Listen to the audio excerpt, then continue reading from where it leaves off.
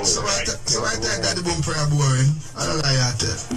No, man, I say boring, man. You just I said sometimes I want your personal. You know what I'm saying? All right, good morning, sir. 305-654-7944. What would you change? One thing would you suggest to apply to the Brother Gale show? 305-654-7944.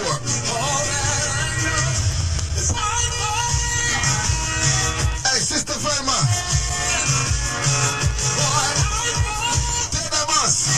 Dedamus.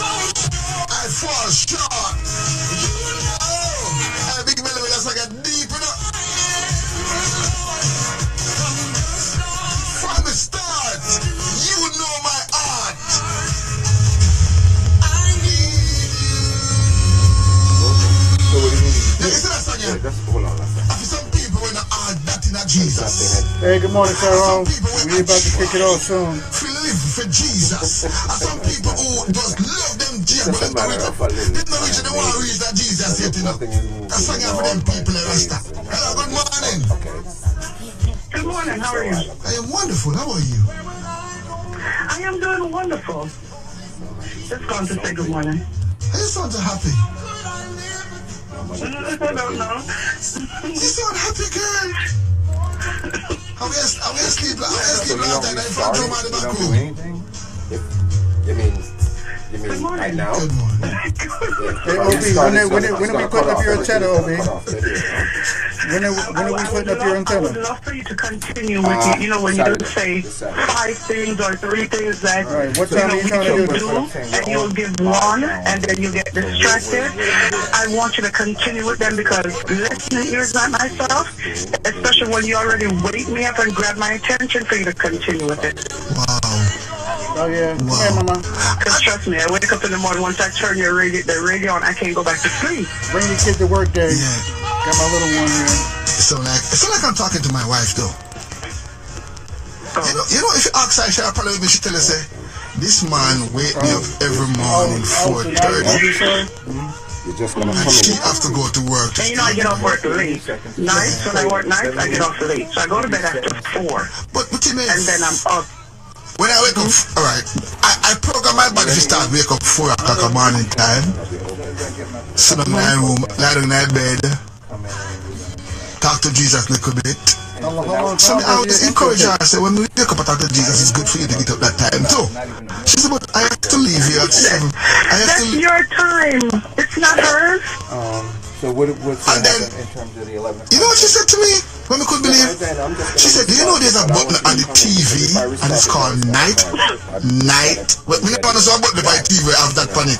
We call night sleep sound. Where you press the button. Now I'm ready. Now I'm on time. You know we love your wife, right? You know we love her, right? Did you know some button on the TV where you press it and it sound good on? It sound good. What the word she use?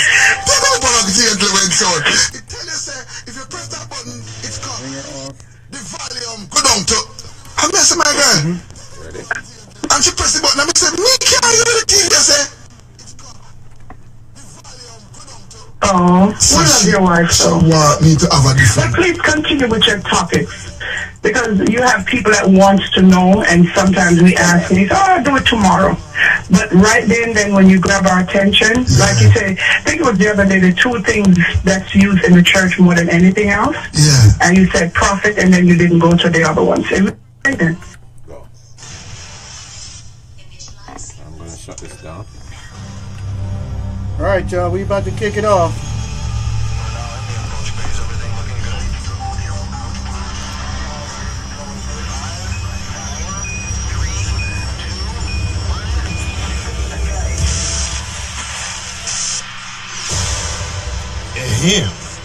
Your attention, please.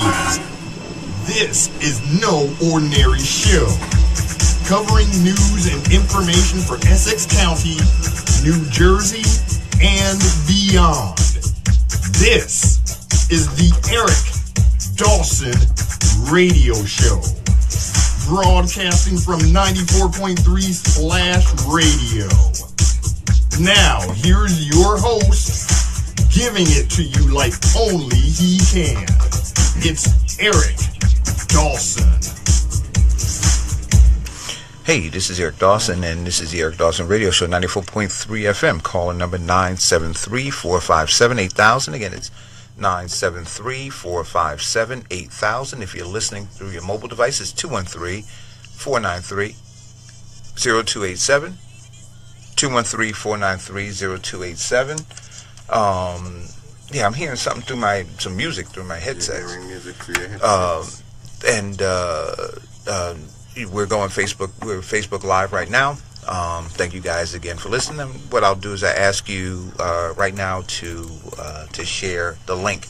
So we had last week a very up until yesterday. Well, are you here with anybody today? Oh, I'm sorry. I mean, you know I'm what, just Ian, man? wondering. Well, I'm starting to you know, feel I got some kind of way. I'm trying to get. I'm discombobulated right Okay, now. I still have music in my ear. I'm Okay, gonna get that to you to hear that, so you can let's tell me pretend- what that is. You know what I'm saying, everybody? Hey, did you ever have that friend, like, say, you know, when he, you know, like, when you go ahead and, you know, join his circle, and you're like, hey, what's up, bro? And you got like 10 strangers here that you don't know. All right, I'm here with Ian Burrowes. I'm here with Ian Burrowes. What's going on, brother? What's up, man? Sorry, man. Good morning, man. I didn't mean. Well, I still love you, man. I know you love me, man. Well, yeah, I'm there just was no making- disrespect okay, I'm intended. just saying, You know, I'm just a little discombobulated this morning.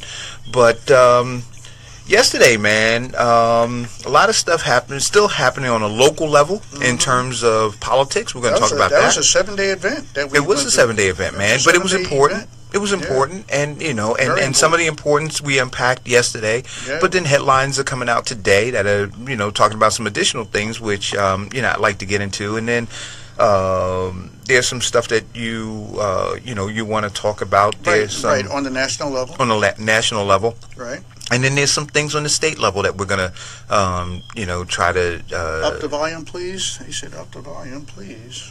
Where? Yeah, I'm not. This is what I'm saying. I'm just discombobulated.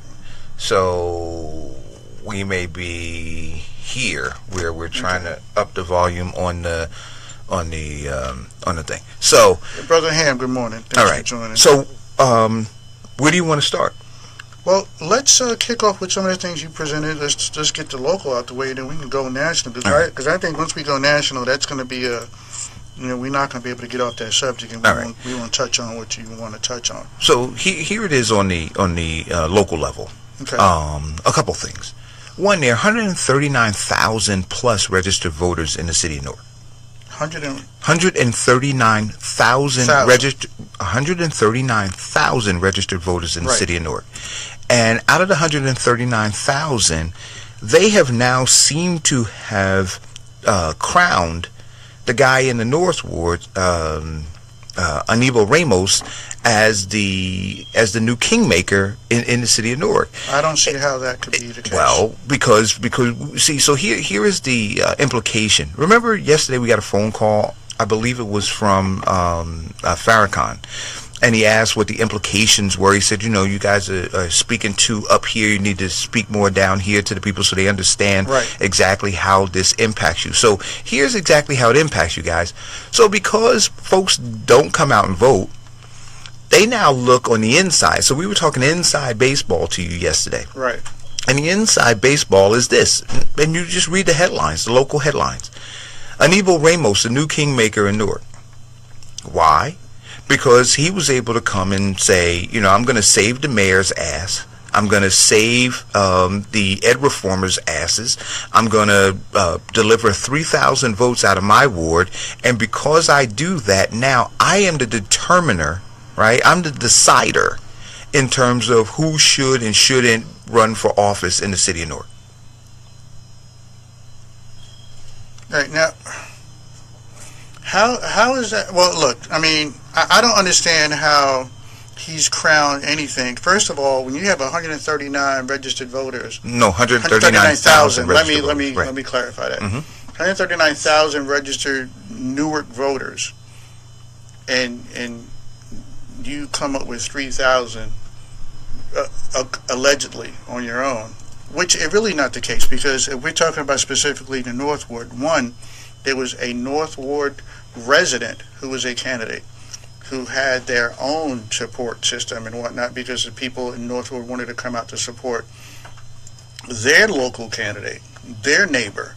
So I don't see how he can say that he did everything as if it was all on his own, as if he just picked up the phone and made one phone call to get everybody to come out. I don't understand how he can do that. Well, I give him credit for his for how organized the North Ward is. I mean, they're very, very organized. And he only delivered, from my understanding, 1,400. I don't think he delivered 3,000 plus that the claim has been made.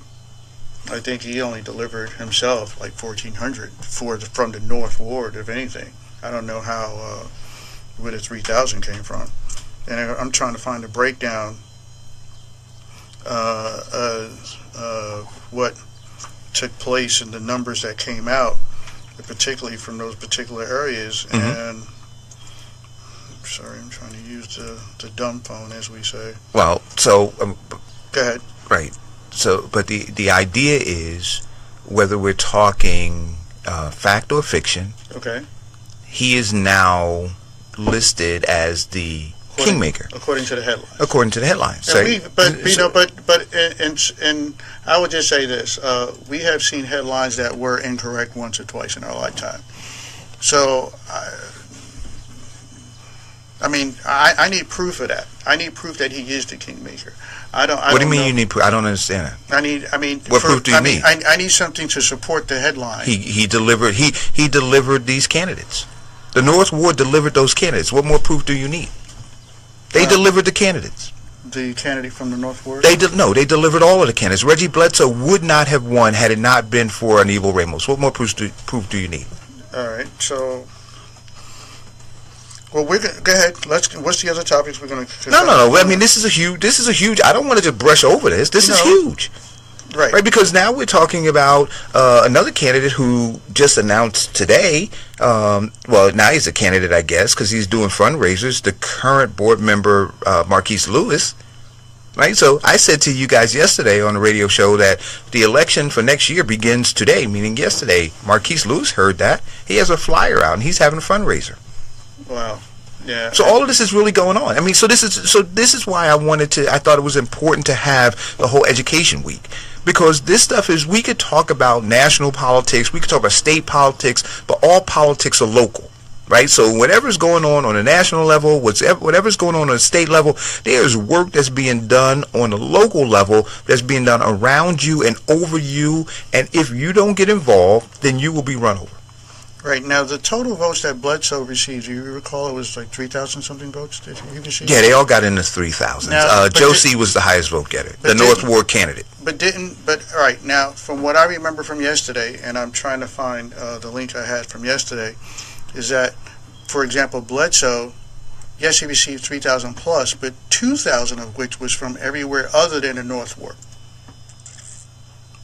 So I'm talking about, we had the Central Ward and all the other wards within Newark. Right. So here are the breakdowns. So 1,950 came from the North Ward. Right. Says there were total 7,500 votes throughout the city. 1,950 came from the North. 1,866 came from the Central.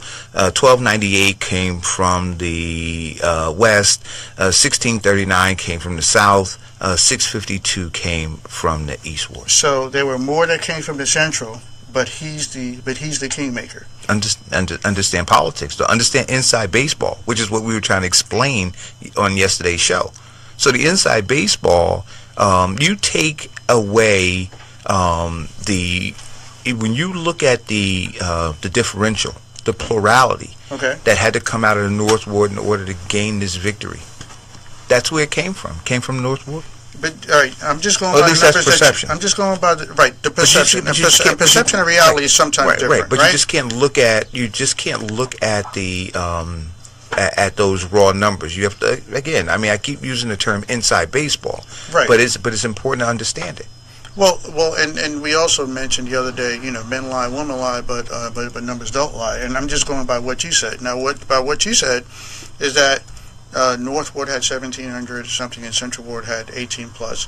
And usually, I don't know anybody that's been, and whether it's a sports analogy or anything else, that's ever been number 2 that gets to be crowned a king or a queen. Usually, a person that's called a king is usually number 1. Is considered number 1.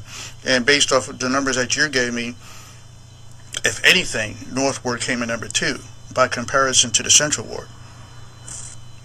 So if you came in number 2, you don't get to crown yourself king. You get to say you came in you get to say you came in second. The person that came behind Usain Bolt is not the Olympic champion. The person who doesn't win the world championship or not the number 1 player in the NBA does not but understand, and this is what I'm saying. But this is what I'm saying about inside baseball. I just gave you the total number of votes that came out of North Ward. Right. I didn't give you the total number that came for the unity slate from the North Ward. Do you understand what I'm saying? So those are just the total number. You have 15 candidates. Right. But if you look at the unity slate got the most number of votes coming out of the North Ward. So I'm just going to read. Here's a headline. And so just so you all out there understand what's going on, right? After the election, headline says, North Ward comes through for the unity slate in Newark school board election.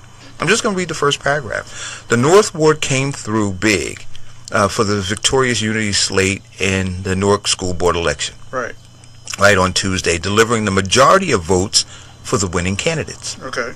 So that's a nice article. Right.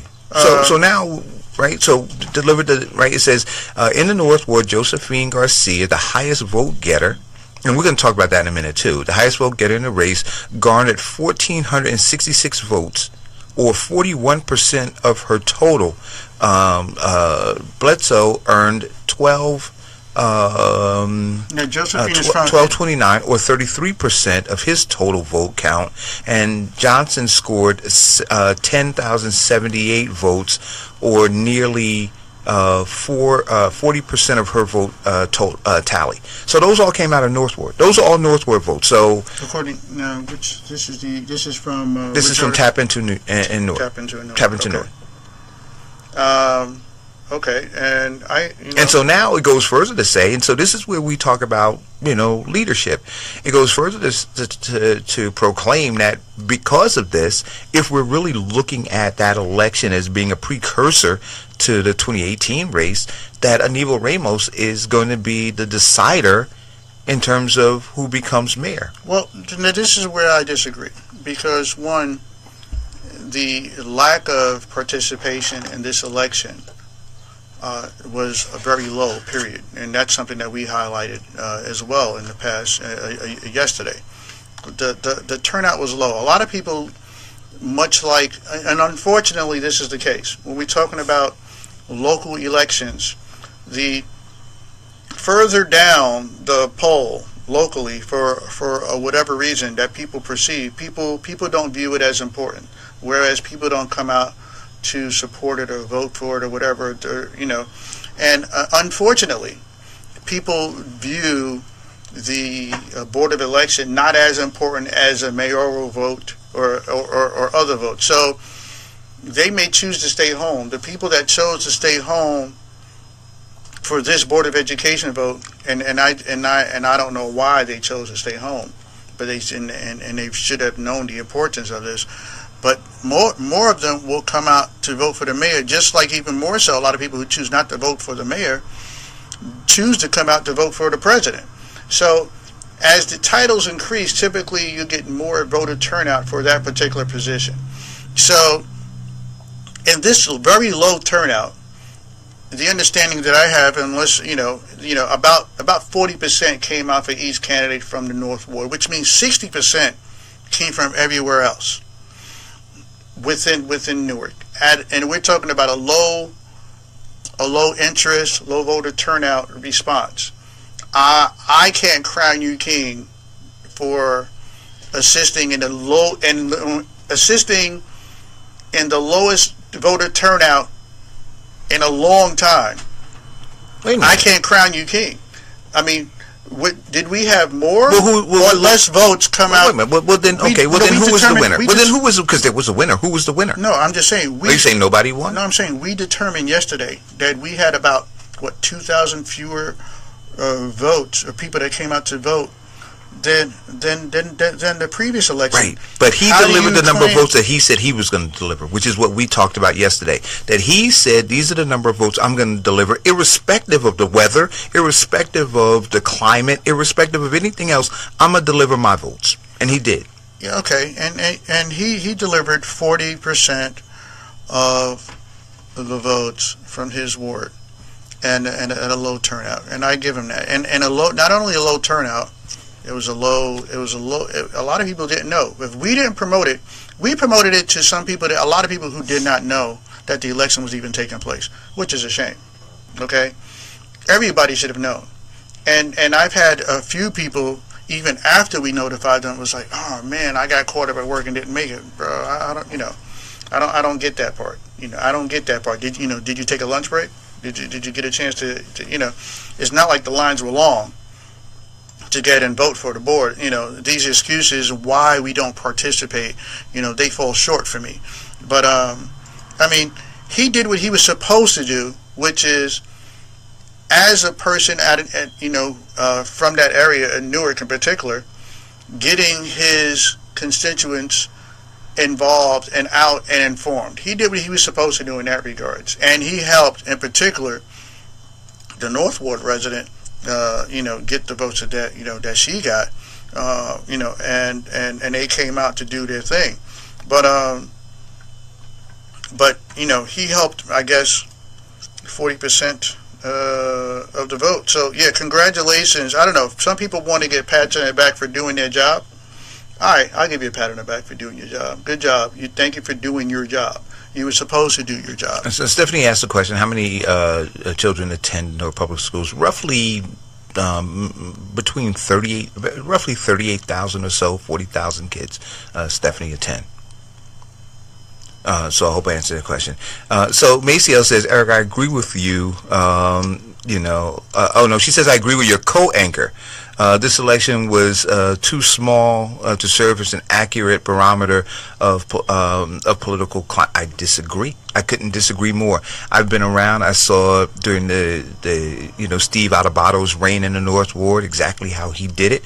I saw exactly what happened during this election. I saw the fracture in the Central, West, and South Ward. I saw the consolidation in the North Ward. I saw the I just see it. I see the machine running. I see it working, and I see that being a determinant in the 2018 race. Right, unless I'm wrong, unless I'm looking at the wrong numbers, I'm looking at the link that I was looking for, and I'll forward this to you. Yeah. That I'm looking at totals, and I'm looking at North Ward, South Ward, East Ward, West Ward, Central Ward totals. Right. And let's just go down the line. Let's go with Bledsoe to start with. Right. Total 3382. That's what I have. Right. North Ward 1,129. That's what he got. Okay. The remaining wards, he got 703, 208, 486, and 807. And the proper order, the remaining was South, East, West, and Central. Central was last. Okay. So he had 1,129 out of 3382 from the North Ward. Josephine Garcia, 3566.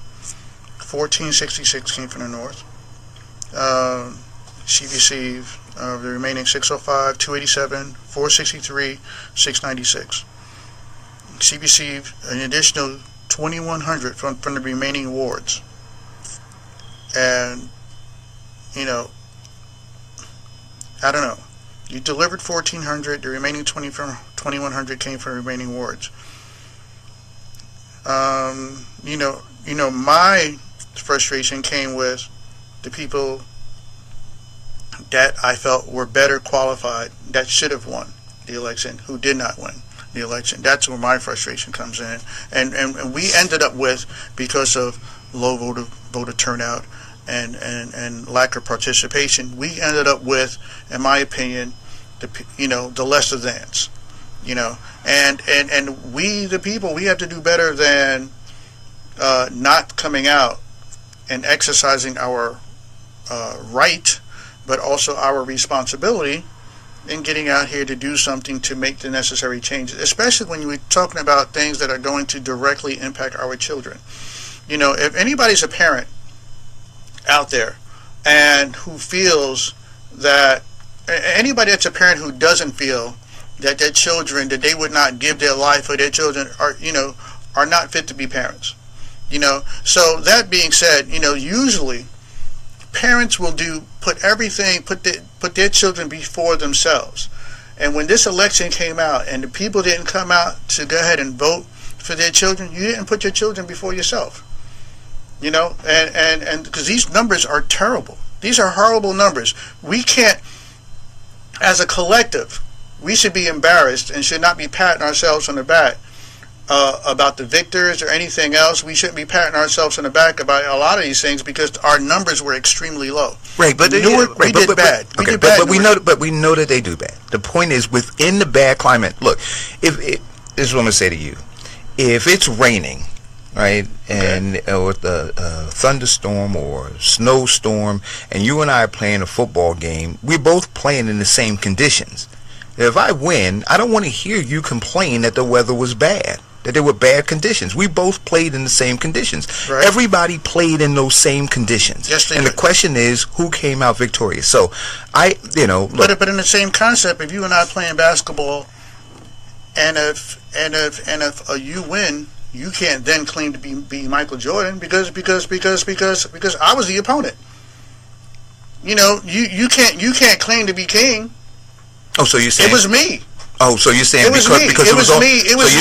It was me on the basketball court. So no, I get you. So you're saying right. Because it was only Raz that Anibal shouldn't claim to be king because he only beat up on Raz. How did he? Is that what you're saying? How did he beat up on Raz? But that's what that was the analogy you just gave me, right? Because he was on the court with them. He was on the court with the mayor. He was on the court with the mayor, and he was on the court with Muhammad Akil, right? And he was the victor. But you're saying, according to your analogy, that he shouldn't consider himself to be Michael Jordan because he was only playing with those two guys. It was a pickup game that you know, unfortunately, a lot of people didn't come out to participate. Everybody wasn't out there on the court and needed to do what everybody wasn't involved that they needed to do. Wait, But now the person who wasn't involved? Wait a minute, who wasn't involved? Who did Raz support in this election? Bledsoe. But who wasn't involved? Did Bledsoe win? Bledsoe would not have won had it not been for the North Ward. Who wasn't involved? No, but my thing is, were they playing on the same team? What I'm saying, were they playing on opposing teams? This is what I contend to you. I contend to you that if the mayor, I contend to you based on these numbers, I contend that if the mayor had his own slate, and if Anibal Ramos had a slate out of the North Ward, the slate out of the North Ward would have won hands down. All right, who do you give? All right, if you want to give Anibal all the North votes, does the mayor not get the East, the Central, the South? And does he not get that? Who gets the credit for the other votes? If we're going to give Anibal this credit, who gets the credit for the other ones? That's my question. Because if Anibal is going to say, "Fine, hey, look, I brought you the North." Okay, you did, but who brought the South? Who brought the Central? Who brought the West? Who brought the East? Who brought the rest of the team? Because, you came, you did your thing, but who brought the rest of the team on the court to say, okay, you brought your 1,400, Are you suggesting that the mayor was responsible for the South, West, East, and Central? Well, when that he controls those wards? Well, when you're the mayor, you're the mayor for all the wards, right? So you're kind of representing, you know. But this is why, for Farrakhan, this is why we were trying to unpack the inside baseball, and it was at a higher level because that's not true. He doesn't run the city, like he doesn't have that kind of control over the city. But to a point of somebody in the thread, and I agree with you, which got elected by all the wards within the city of Newark. I'm not saying he didn't, okay. but my point to you is this: simply that this is what I'm gonna say. If the mayor believed that he had the South, Central, West, and East on lock, he'd have ran his own candidates. He'd have ran his own candidates. The very fact that he needed to go to these other guys indicated to me that he doesn't have the political prowess to be able to do that. Or maybe now that this if anything, this thing might have proven the opposite. It might have proven that he could have won without him, because Bledsoe would have gotten 2,000 votes, 2,000 plus votes without him. Yeah. He brought him 1,400, but he would have had 2,000 plus votes without him. Either which way, neither one, in my opinion, can claim any kind of victory, because we had a poor turnout.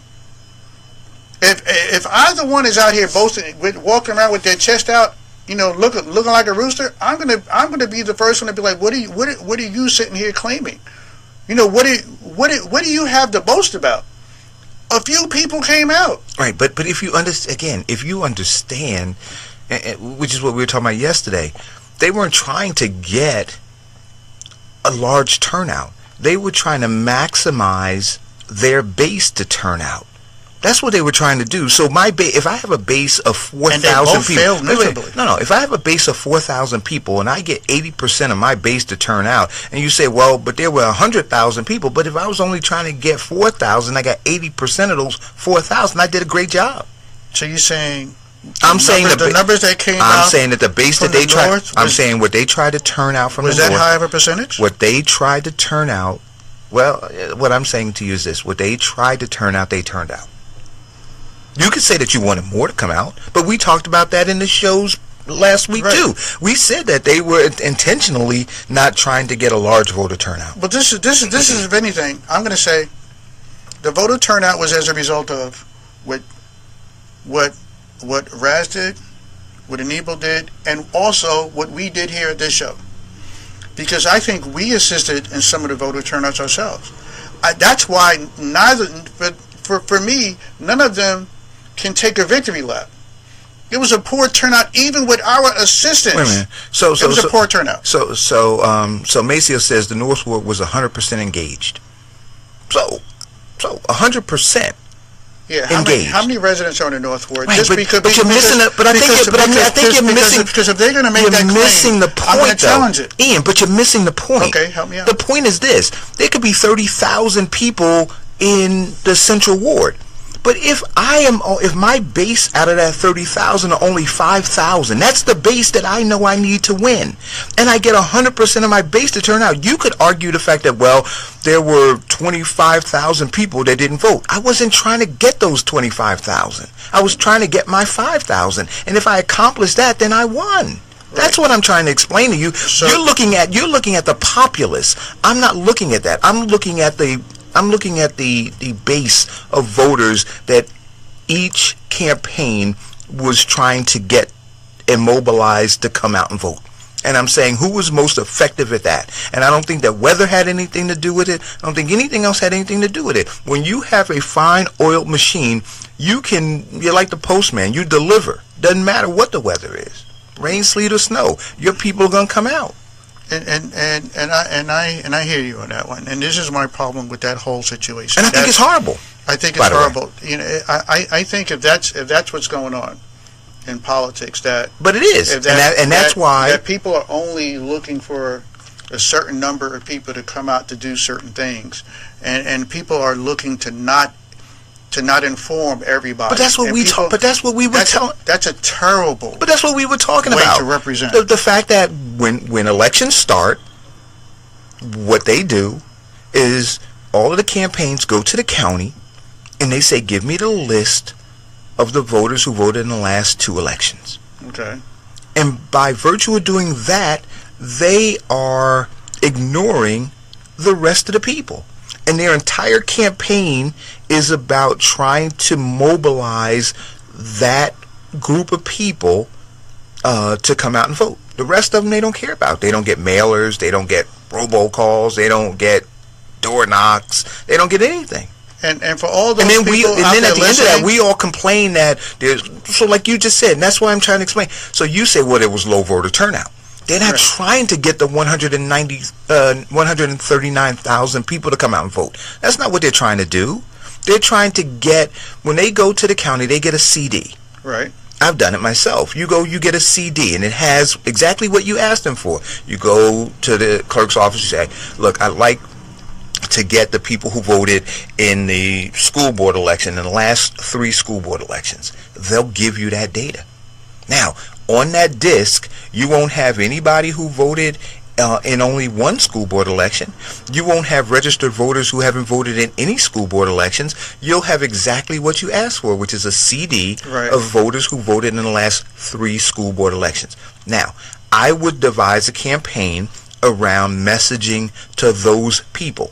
The rest of the people, I'm making a calculated decision that they're not valuable in this election. So when you're looking at this larger number, I'm saying Anibal, the folks in the North Ward, had a very specific target that they were trying to hit, and they hit it. I'm just curious. In the last, and Deborah asked this question. She said, based on the last mayoral election, the South Ward dominated in votes. Correct me if I'm wrong. What happened during this election? You want to know what happened? And why Mayor Sharp James happened. Come on, let's understand what happened, and let's talk about that for a second before we move on. Remember, when Ras Baraka ran for councilman in 2010, he got just over 4,000 votes, and everybody said that Ras Baraka, his base was the South Ward. 4 years later, John Sharp James runs against him. He has a 78-year-old icon father, the former Mayor Sharp James, campaigning. 78 years old, was actually knocking on doors, asking for votes, what you call at the very base retail politics. Glad handing, kissing babies. He did it all. Okay. And he almost doubled what Mayor Baraka got 4 years earlier when he ran for councilman. So that's what turned out those votes. John Sharp James got 8,200 votes, if I'm not mistaken, when he ran for councilman. So when you say, that's how the politics things work. For example, saying it doesn't, but you asked the question, where was the turnout in the South Ward? I'm saying that the mayor was not involved in this campaign. He wasn't involved. No. Okay. Mayor Sharp James was not involved in this campaign. So you didn't get the turnout. So if you're trying to compare what the turnout was in the mayoral campaign in the South Ward, the deciding factor there was Mayor Sharp James. So pretty much, and correct me if I'm wrong, I mean, yeah, everybody realizes when we talk about Newark in particular, I don't think there's any more popular name than former Mayor Sharp James. I don't think anybody would be, would even dispute that. See, similarly, I can make the same argument, and I've made that argument when everybody was talking about Hillary Clinton. I said the only reason why anybody's even talking about her is because of the popularity of Bill.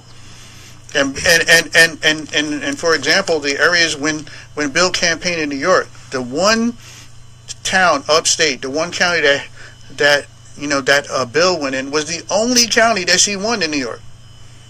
The only county that Hillary won in New York upstate was the one county that Bill came to. Every other county, she got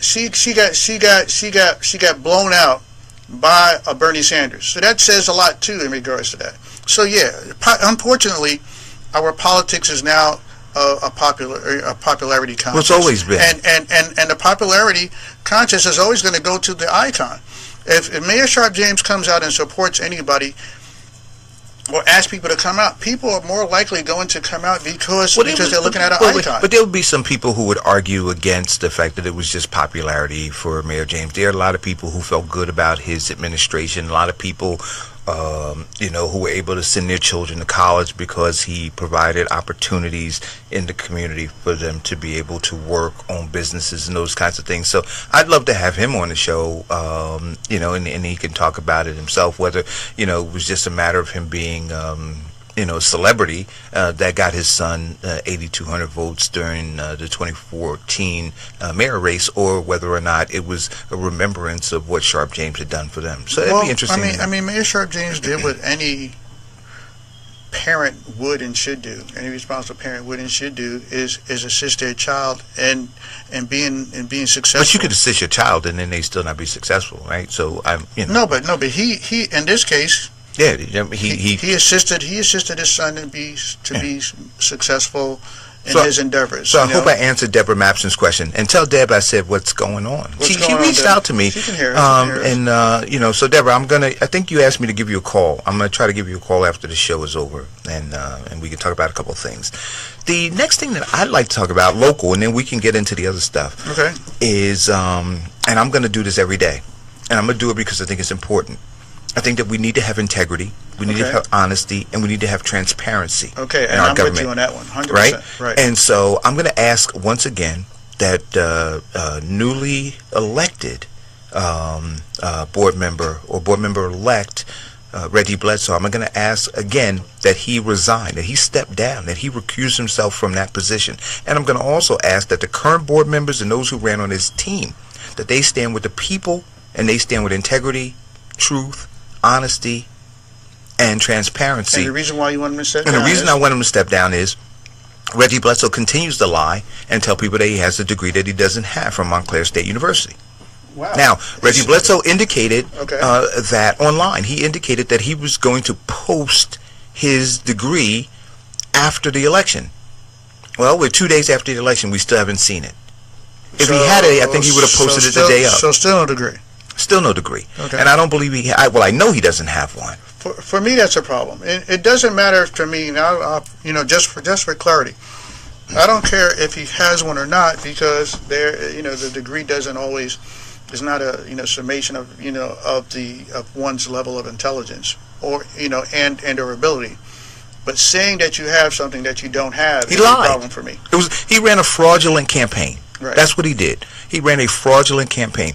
He listed that he had a degree so that he could bolster his background in an attempt to get people to vote for him. That's fraud, right? And then based on that, he ran his campaign and has yet to come clean on it. And so it is so now we can say not only did he do it, but he continues to do it. So he is continuing this fraudulent behavior. And he's a guy who ran saying that he wants to go to the Board of Education, get local control. And he said more so than get local control, I want to keep local control. That's what he said in the last debate, right? Well, if we understand why the state came in 1995, it was because people were lying. People were fraudulent. People were stealing. There was no transparency. So the embodiment of who he is right now is the reason the state came in 1995. And so I'm saying, well, Reggie, I'm unclear. You're a walking contradiction right now. Yeah, if anybody has any means to get in contact with him, let him know that we're having a conversation about him, and I welcome him. I invite him to call in, send us an email, come on one of our Facebook Lives, anything to dispute, the claims that's being made here. I welcome him to do that. I want him to call in at 973-457-8000. I want him to come on one of our Facebook Lives. I want him to send us, a picture of him at, I'm sure most of the people I know. Well, he attended Montclair. He dropped out. No, so he has pictures up at the university. No, but he dropped out. No, but my point is that I want to see nobody. If there's a black family out there in this world, ain't nobody in any of the colored family. When you have a college graduate and a graduation going on, there are pictures. Somebody got pictures. Somebody got pictures. Everybody and their mama got pictures in a cap and gown on graduation day receiving your diploma. Somebody got a picture somewhere. And there's no way possible there's not a picture out there somewhere by somebody in this day and age, if there's such a thing. Show me. It's somebody has it. It doesn't even have to be him. Somebody who was at the graduation, somebody took a picture. Mom, dad, uncle, aunt, sister, brother, cousin, play cousin, whatever. Somebody got a picture. And if nobody can come up with a picture or the degree, then we know. Come on. Okay, but he doesn't have one. I know he doesn't have one. I know. I'm not speculating. I know he doesn't have one. And I hear you. And so what I'm saying is every day that he doesn't come clean, he's living a lie. Yes, he is. And do we want somebody representing our 38,000 children who is standing in front of them as a lie, the manifestation of a lie, of a fraud. Do we want that? No. And so, and beyond that, right, let's talk about in terms of culture. This was brought to my attention too. And Oz and I talked about it on Real Talk Radio yesterday. You have this administration that supported Reggie Bledsoe, right? I don't know if they knew that he lied, but they know now. And I wonder what they have to say about it. We did have Deputy Mayor Rahman Muhammad calling on the show yesterday, and I asked him point blank, would you ask him to resign? And so he said, well, I don't know this to be fact. And so the question was, well, at the point that you know it to be fact, like, would you ask him to resign? He goes, no. And so what is the culture that we're promoting? And beyond that, it was brought to my attention that back during the Children First team, Right. that one of the candidates on the Children First team that was supported by Mayor Baraka also did what Reggie Bledsoe did. They said that they had a degree that they didn't have, and that was Ariana Perilla. She said that she went to Essex County College and received an associate's degree, which was false. And so I'm wondering whether or not we are setting a climate that just says we can say what we want to say, right, lie or not, and nobody's going to hold us accountable. Right. And then beyond that, and I have to say this, I have a tremendous amount of respect for my sister Dana Murray. Okay. But Dana Murray came on a thread and said, you know, that we should leave Reggie alone. Why? Well, because Why? we should not hold him accountable for the fact that he ran a fraudulent campaign and the fact that he does not have a degree. And I'm saying to myself, wait a minute. I said, wait a minute. We don't choose not to hold adults accountable. We have to hold them accountable. And then ask to raise children to be accountable. And that's all I'm asking. So the people who are running to Reggie's defense, right? What are you running to defend him from? Being accountable? Is that what we're running to defend him from? I had a phone call last night. Said, Eric, lay off of Reggie. I said, wait a minute, what are we doing here? What are we doing? We will sit and tell these kids that they need to be accountable. They need to get off of the corners, right? They need to stop selling drugs. They need to stop gang banging. We're going to tell people. We're going to tell the kids in the classroom, like my partner Oz said, you know, they shouldn't plagiarize. They shouldn't cheat on papers. They shouldn't do these things. We're going to tell everybody else to do the things that they're supposed to do. But now you have a guy who is going to sit on the very Board of Education as almost a role model because they started touting him as the youngest candidate. Right? So he's a role model. He said in the debate, I want to show people what they can be. Right. They look at me, I want them to see what they can be. Well, right. Okay. So what I'm going to say is, hey kids, if you know how to be a good liar, you might be able to be a board member. No, we're not trying to promote that. Right, but that's where we are, right? And that's a problem. You see, in this culture, this is the problem I have.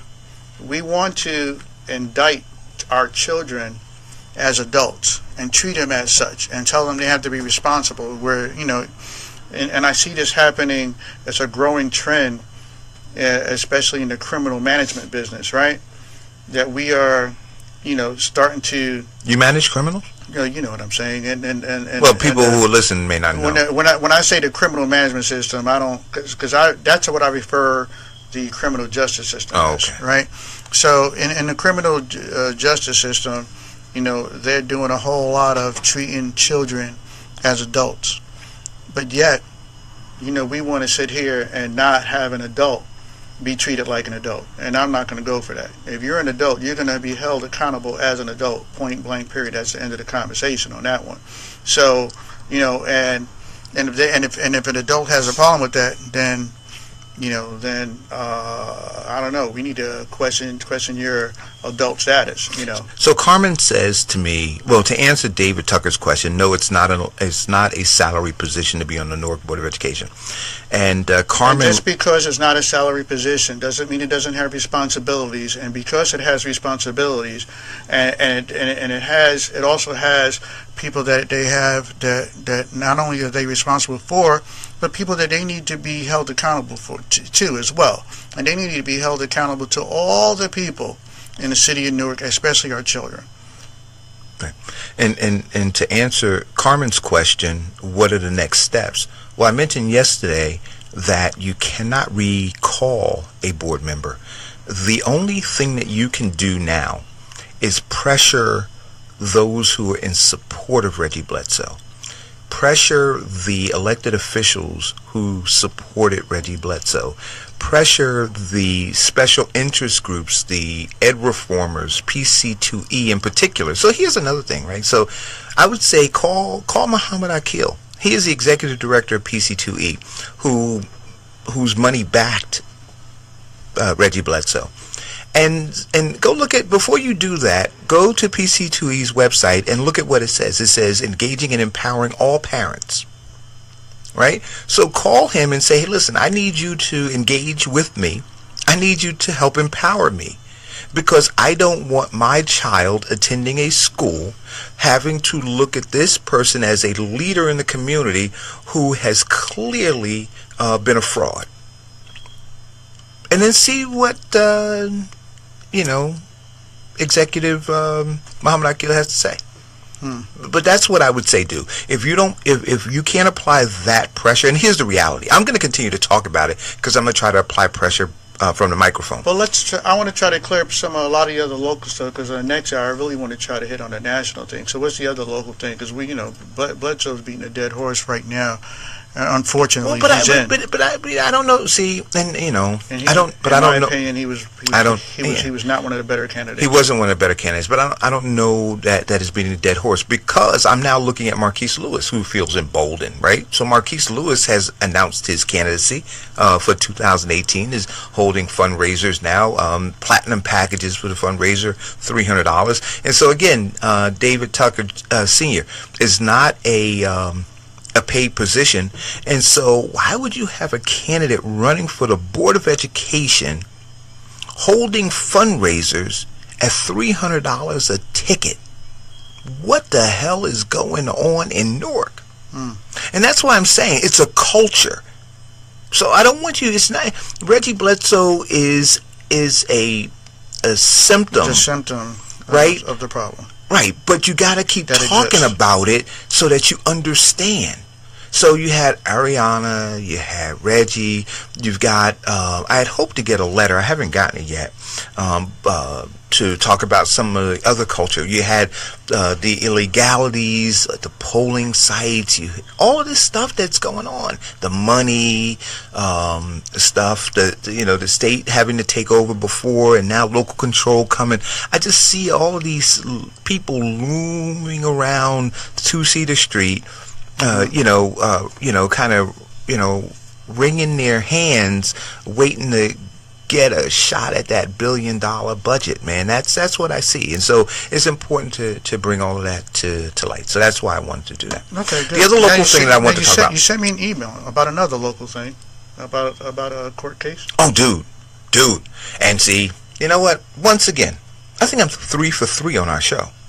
I don't know. Oh, no, come on now. Let's try to find out. Go ahead. I'm 3 for 3. Kick it off. Let's see. You said. Regarding this woman, was she a sergeant? Is that it, or captain? No, she made captain, right? Now, why don't you lay out the foundation? Because you just going in. Come on, man. Because you excited. I wish my arm was bigger, because I'd be able to pat myself.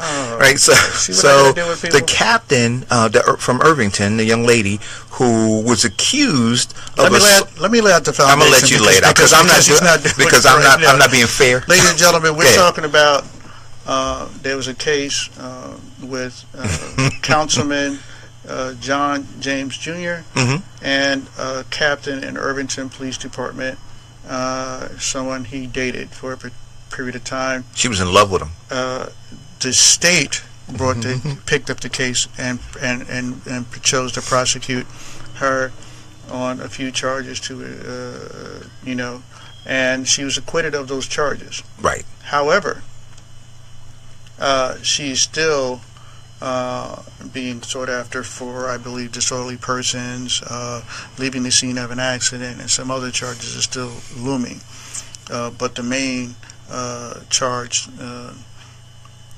because that they presented with the state, I believe it was aggravated assault or something of that nature, was she was acquitted. And again, This was brought on by the state, not by the councilman himself. It was because of him, but it wasn't. He didn't. It was the state that pursued the case. Right. So okay. So this is what I said about that, and I said it when we saw the headline. Even if the state picks the case up, the councilman could have said, "I'm not testifying." Okay. I have nothing to say.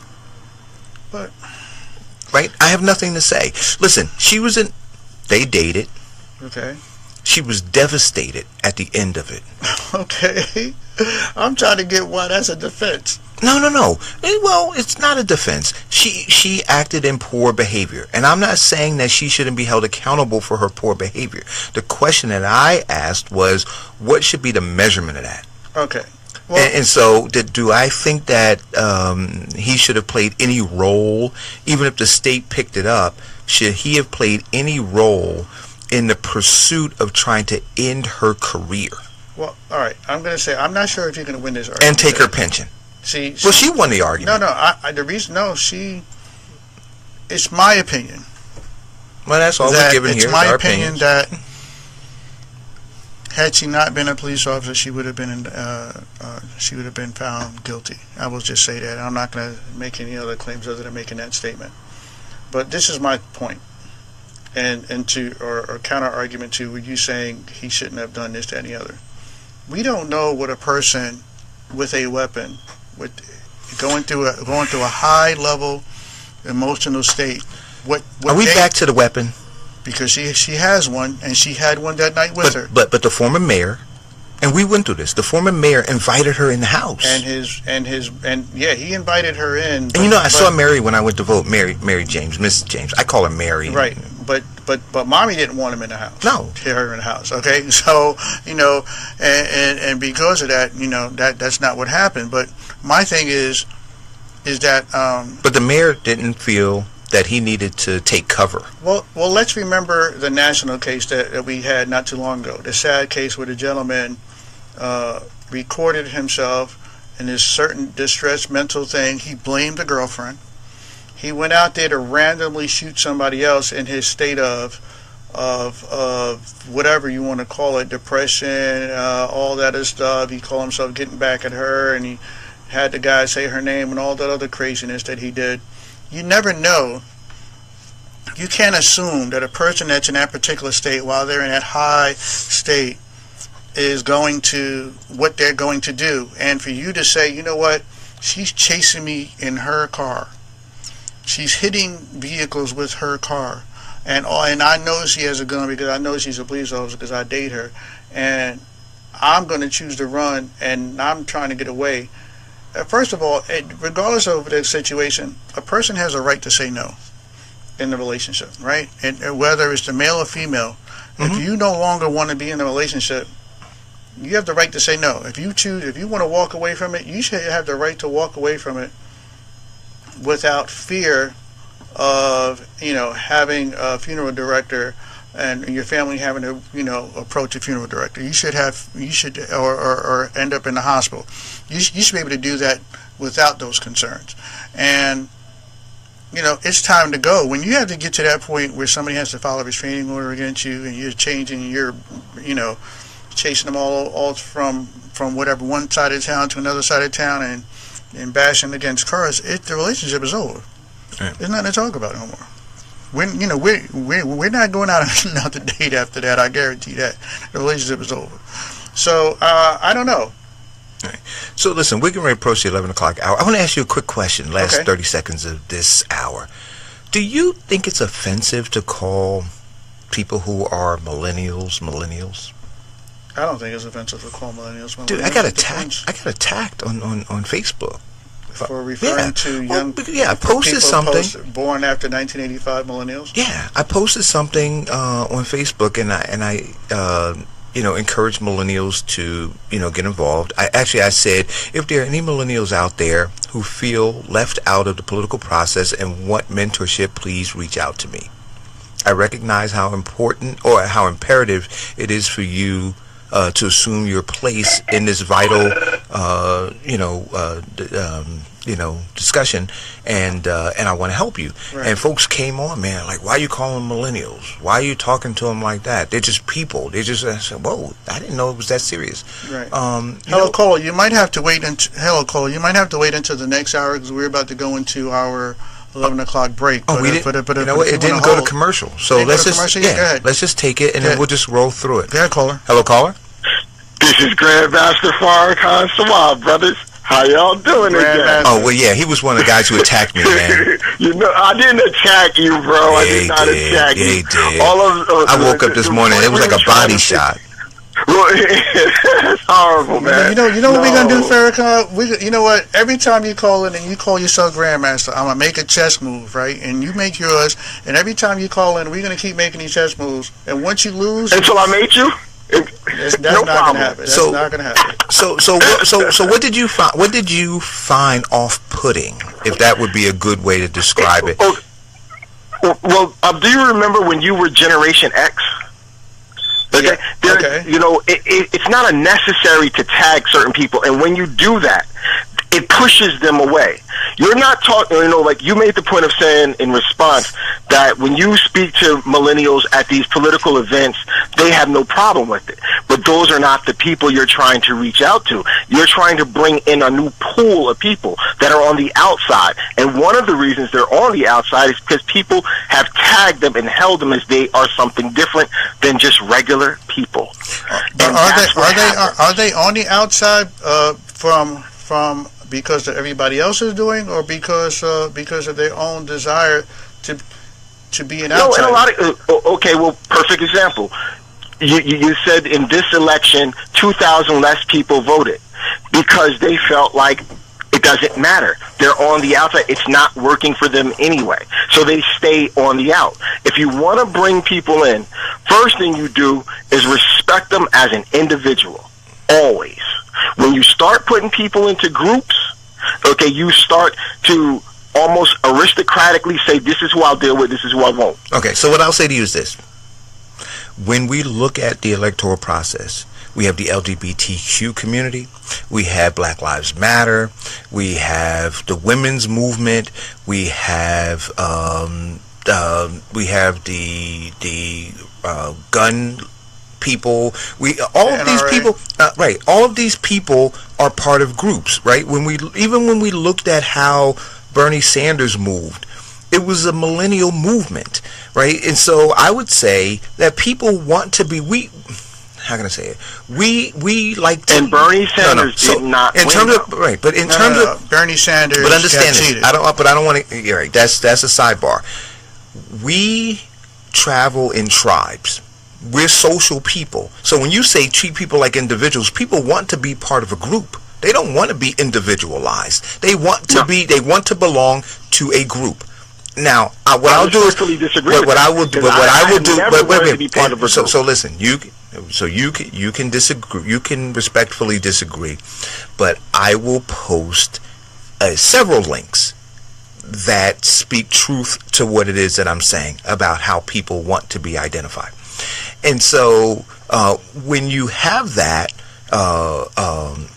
folks to be able to bring people in and say, well, you know what, as an individual, right, you really have no, which is true in a lot of senses, but more true in politics, as an individual, you have no power.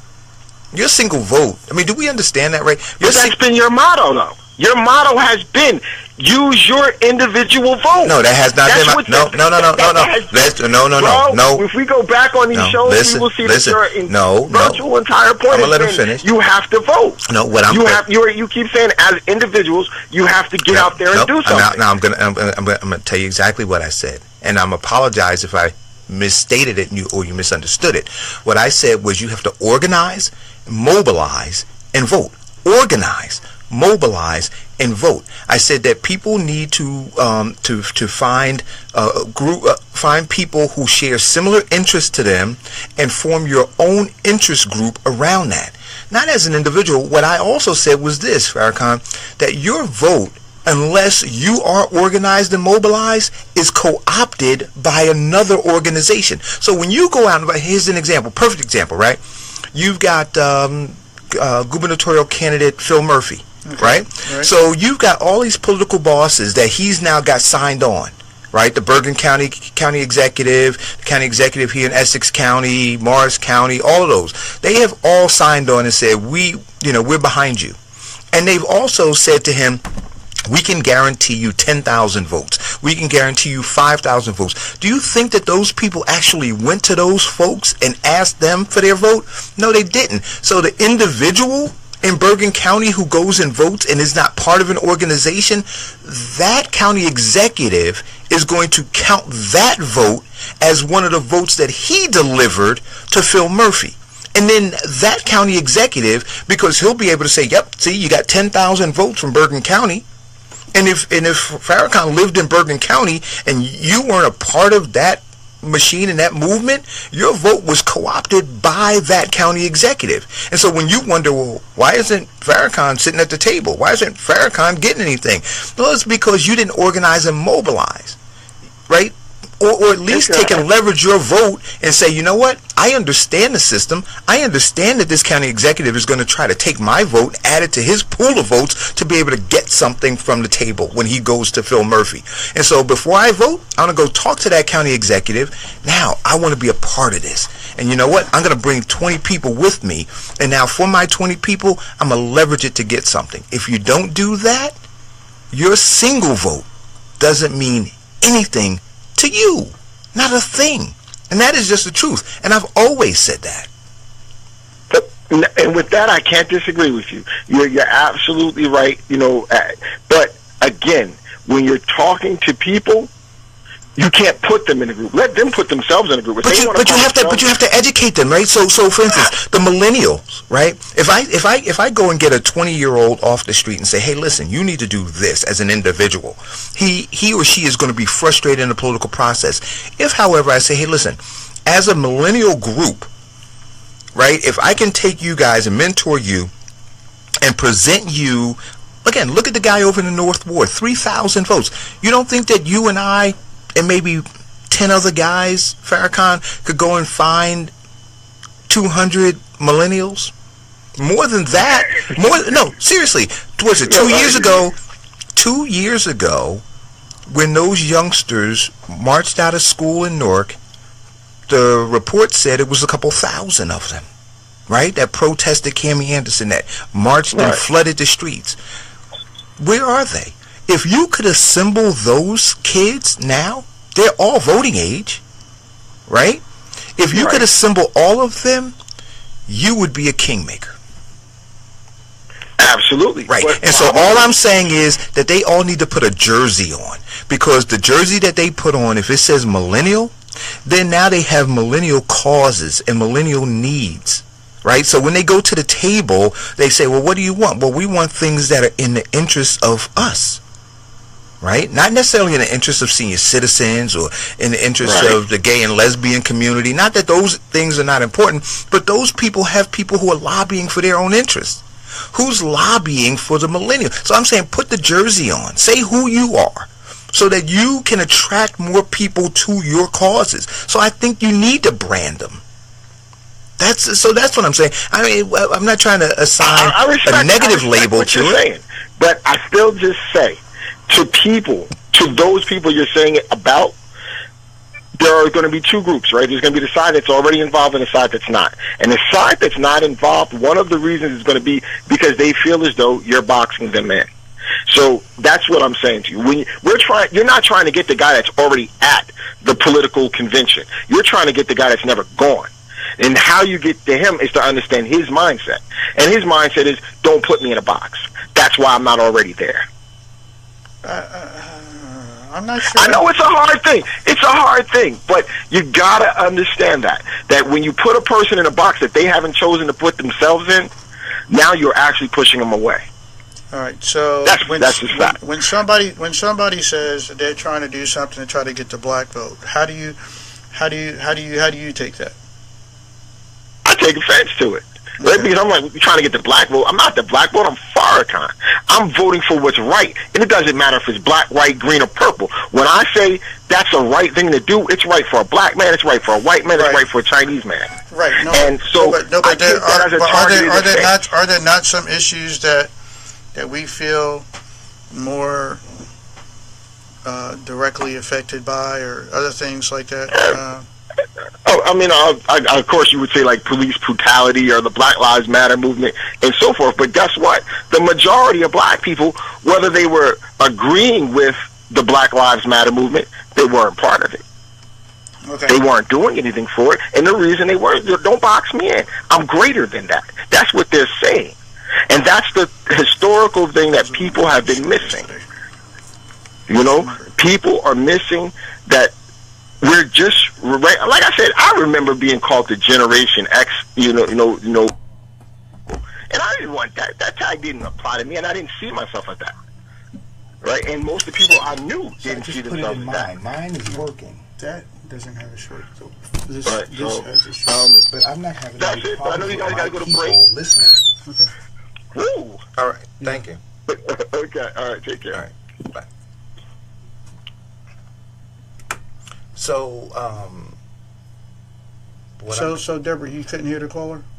No, what they're saying is that these are the ones I used yesterday, and I had to so I'm going to ask this. So David, if you're still on, can you just let me know if you can hear if you were able to hear the caller? I'm telling you, I think it's your system. It's not this.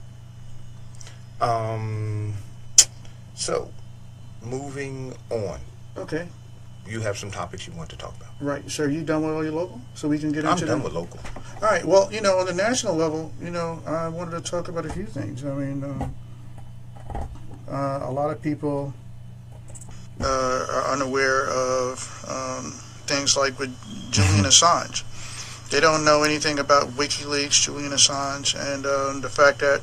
We'll let them know. What's the headline? Well, Julian Assange is, one of the founders of WikiLeaks, and WikiLeaks is known to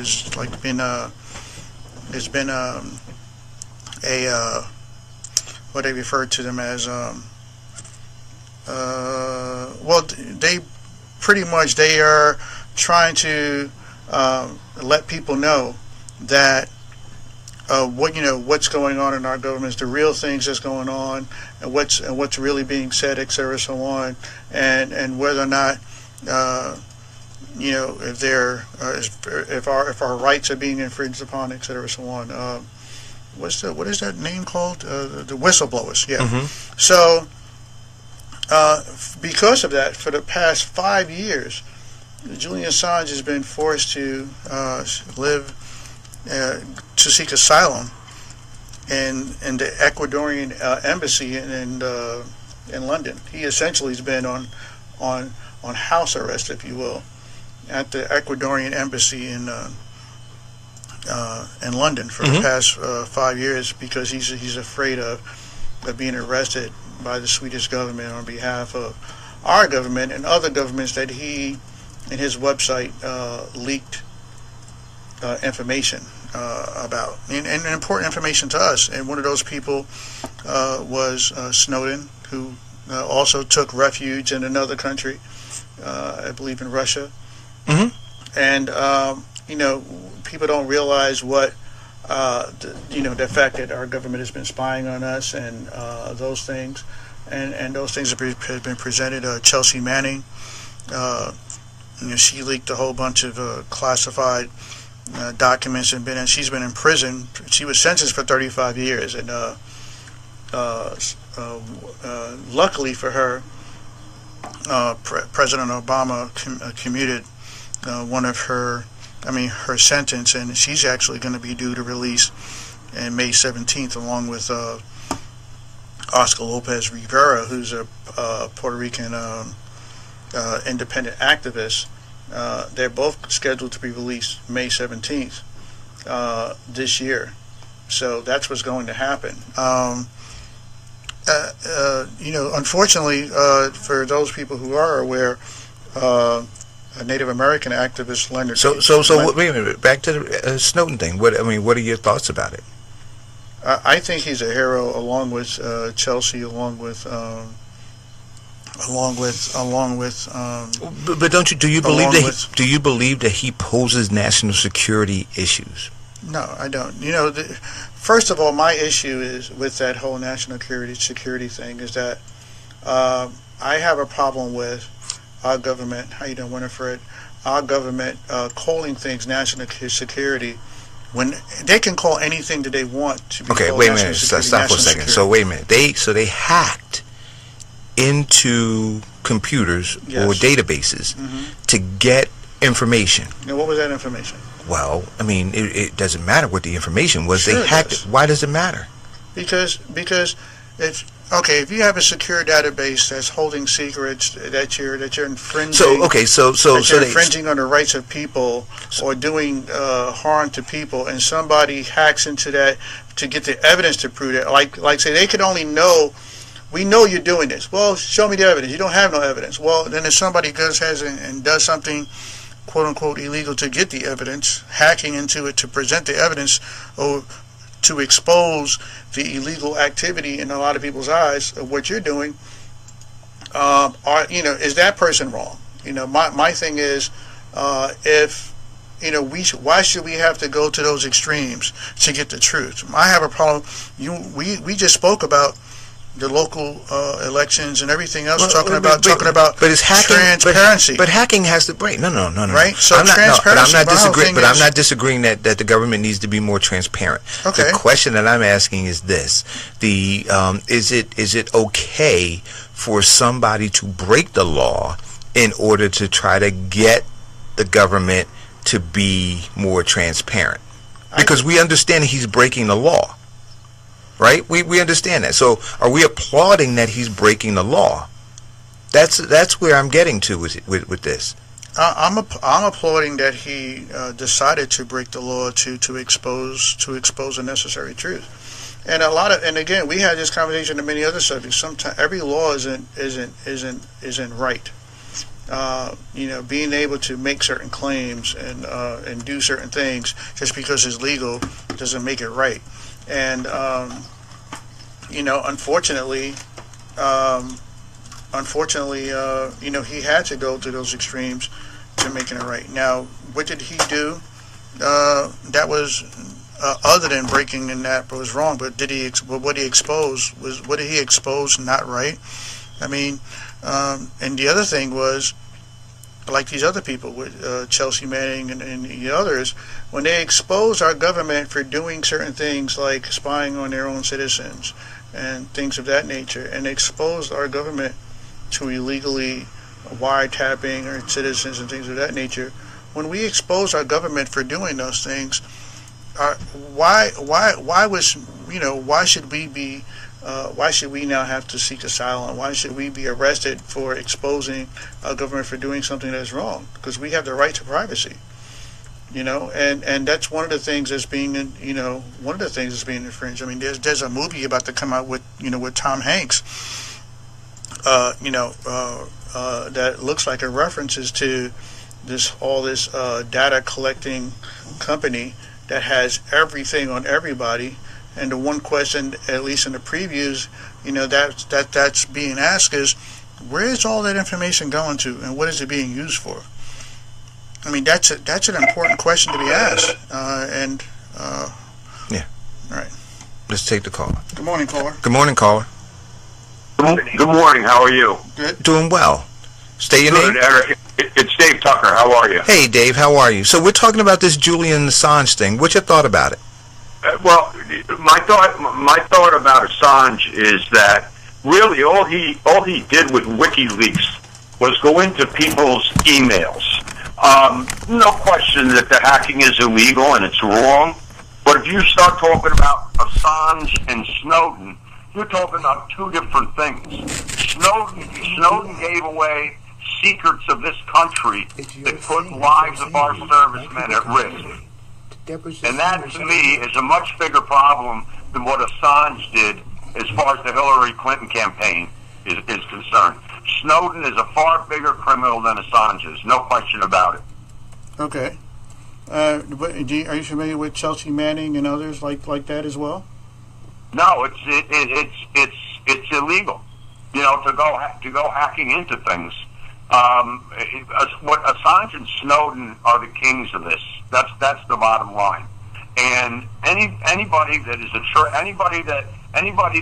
traitor to our country, which is what Snowden was. Snowden was a traitor to our country. That person is far more serious than any of these other people you're talking about that hacked into a few emails.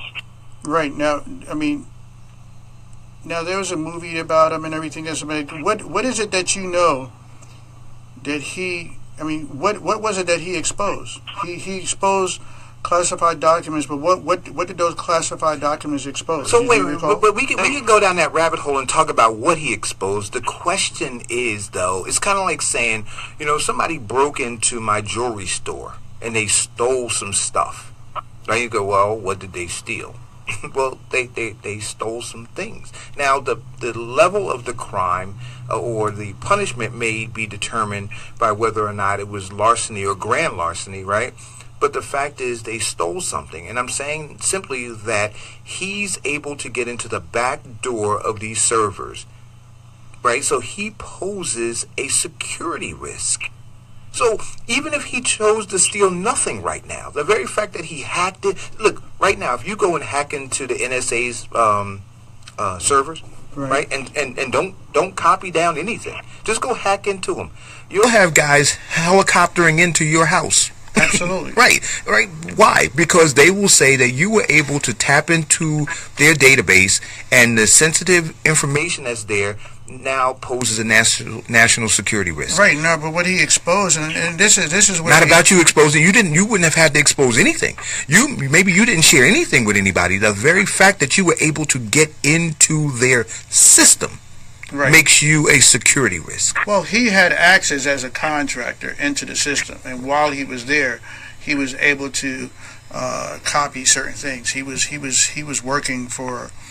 He was a computer professional and working for the CIA. He was a CIA employee, so he was on the inside, and he got to see the fact that our nation was spying on its own people, and he exposed the fact that there was, there was mass surveillance and government secrecy to that, and he wanted the people to know the fact that their privacy was being infringed on without us knowing, without our permission, and without us knowing. I mean, I don't know. Are you okay with our government spying on you? If you're a law-abiding citizen, regardless of. If you're a law-abiding citizen, a lot of people says, I have nothing to hide, so they can spy all they want. That has nothing to do with it. Do you want them to read your personal information? Do you want them to see, like if you have particular fetishes, if you like certain pictures that you always download, or whatever the case is? No, the government should not do that. Do you want the government... Let's first of all be clear on Snowden. He was not a CIA employee. He was an outside contractor that was brought in. So first lesson learned by the United States government is before any contractors are allowed in to do anything, we have to do a better background check on them. All right. Well, there may be. When you have access to CIA and military secrets, that's a big deal. Right. That's why I say that Assange, like I put on the thing, Assange is a pimp on a bull's ass compared to what Snowden did. And the answer to me, no, I don't want the government spying on me. I certainly don't want to do that. But I certainly don't want government and military secrets being given away, taken directly from CIA computers. That is a far bigger problem than somebody looking at my pictures. And if they do, they're going to get bored to death. But looking at my pictures and looking at my computer. Right. But, yeah, and right. But well, our citizens, a lot of our citizens feel that they have a right to privacy. And that was a guaranteed right. That, a lot of us feel that was a guaranteed right of ours. And for you to, without my permission, choose that you can spy on me without my permission, I mean, it's a problem. Without my knowledge or permission, some people take offense to that. I don't know. I mean, even if I take offense at it too. But at the same time, with the problems that we're having with terrorism, ISIS, and situations like that, in my mind, the government has the right to go into any of those computers, go into any of those people's emails if they suspect them of doing something wrong. I understand it's a fine line that we're talking about, but I think you're stretching the point that the government really cares about looking at what you look like or what your girlfriend looks like or what I look like or what my girlfriend looks like. They do have the right to go into computers when they suspect somebody of some criminal act coming up. They absolutely do. Well, that's always the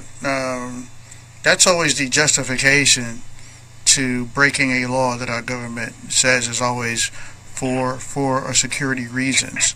That's always a justification. But would you rather?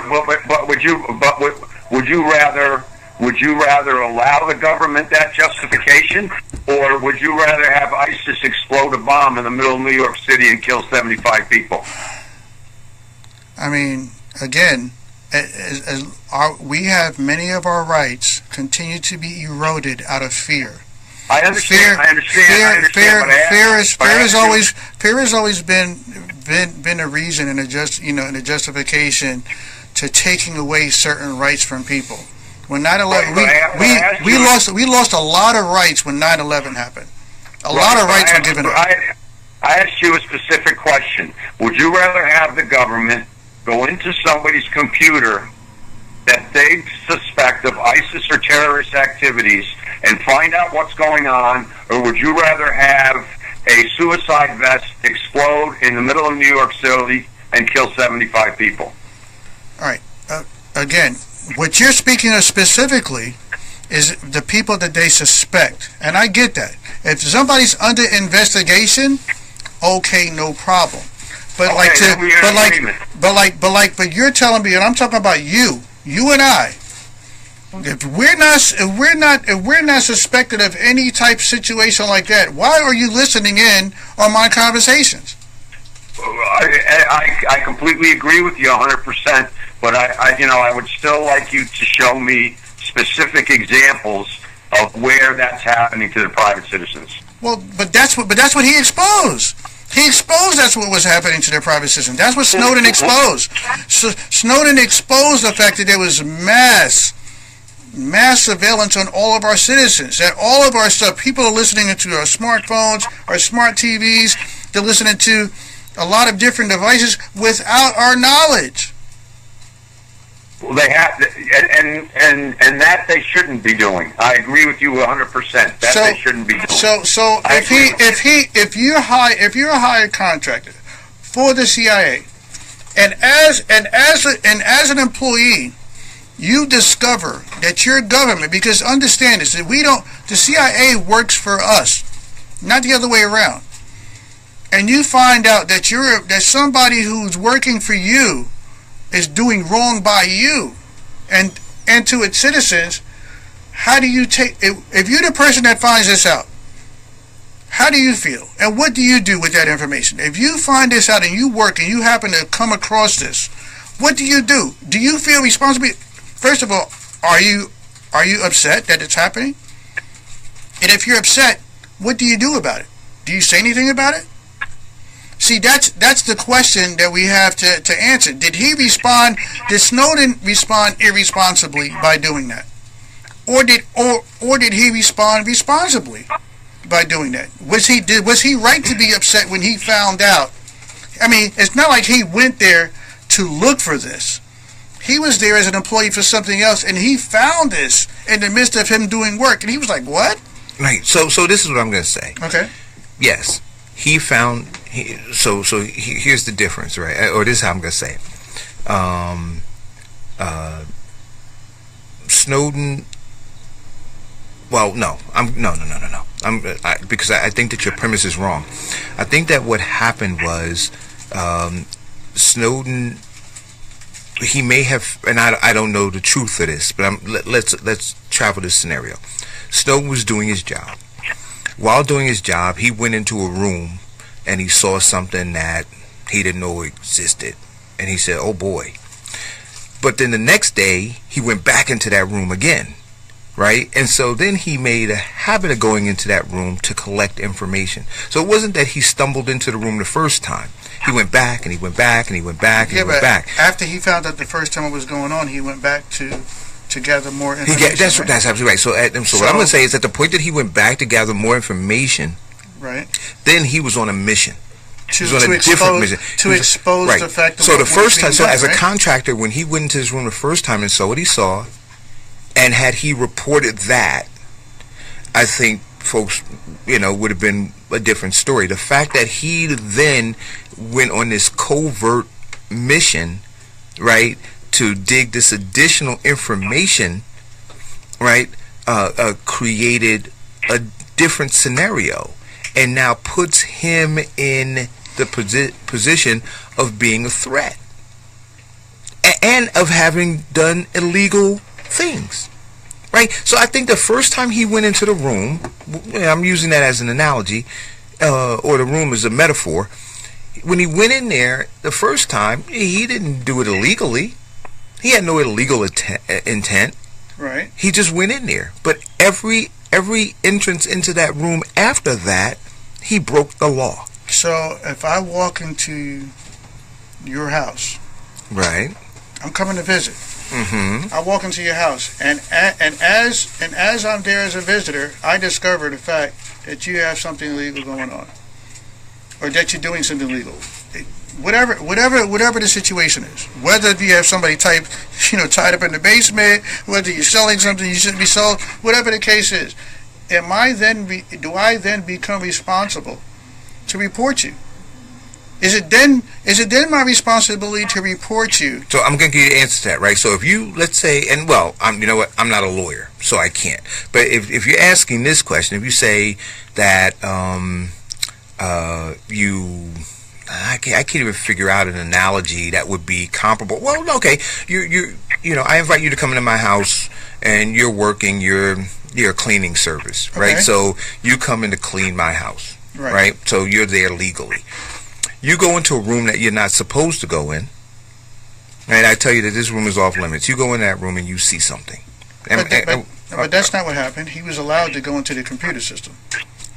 And while he was in the computer system, he found that. Right. No. I get it. Okay. So, yeah, all right. I can't. So, I guess this is where I am. So, you believe that any contractor, I guess this is how I'll end it. Thanks for the call, Dave. This is how I'll end it with you. Are you suggesting then that we should be vulnerable to contractors working in our government, seeing things, taking personal notes, and potentially being whistleblowers? So we want to sign off on them to be whistleblowers. And my answer is, is our government allowed to spy? No. But you're not answering my question.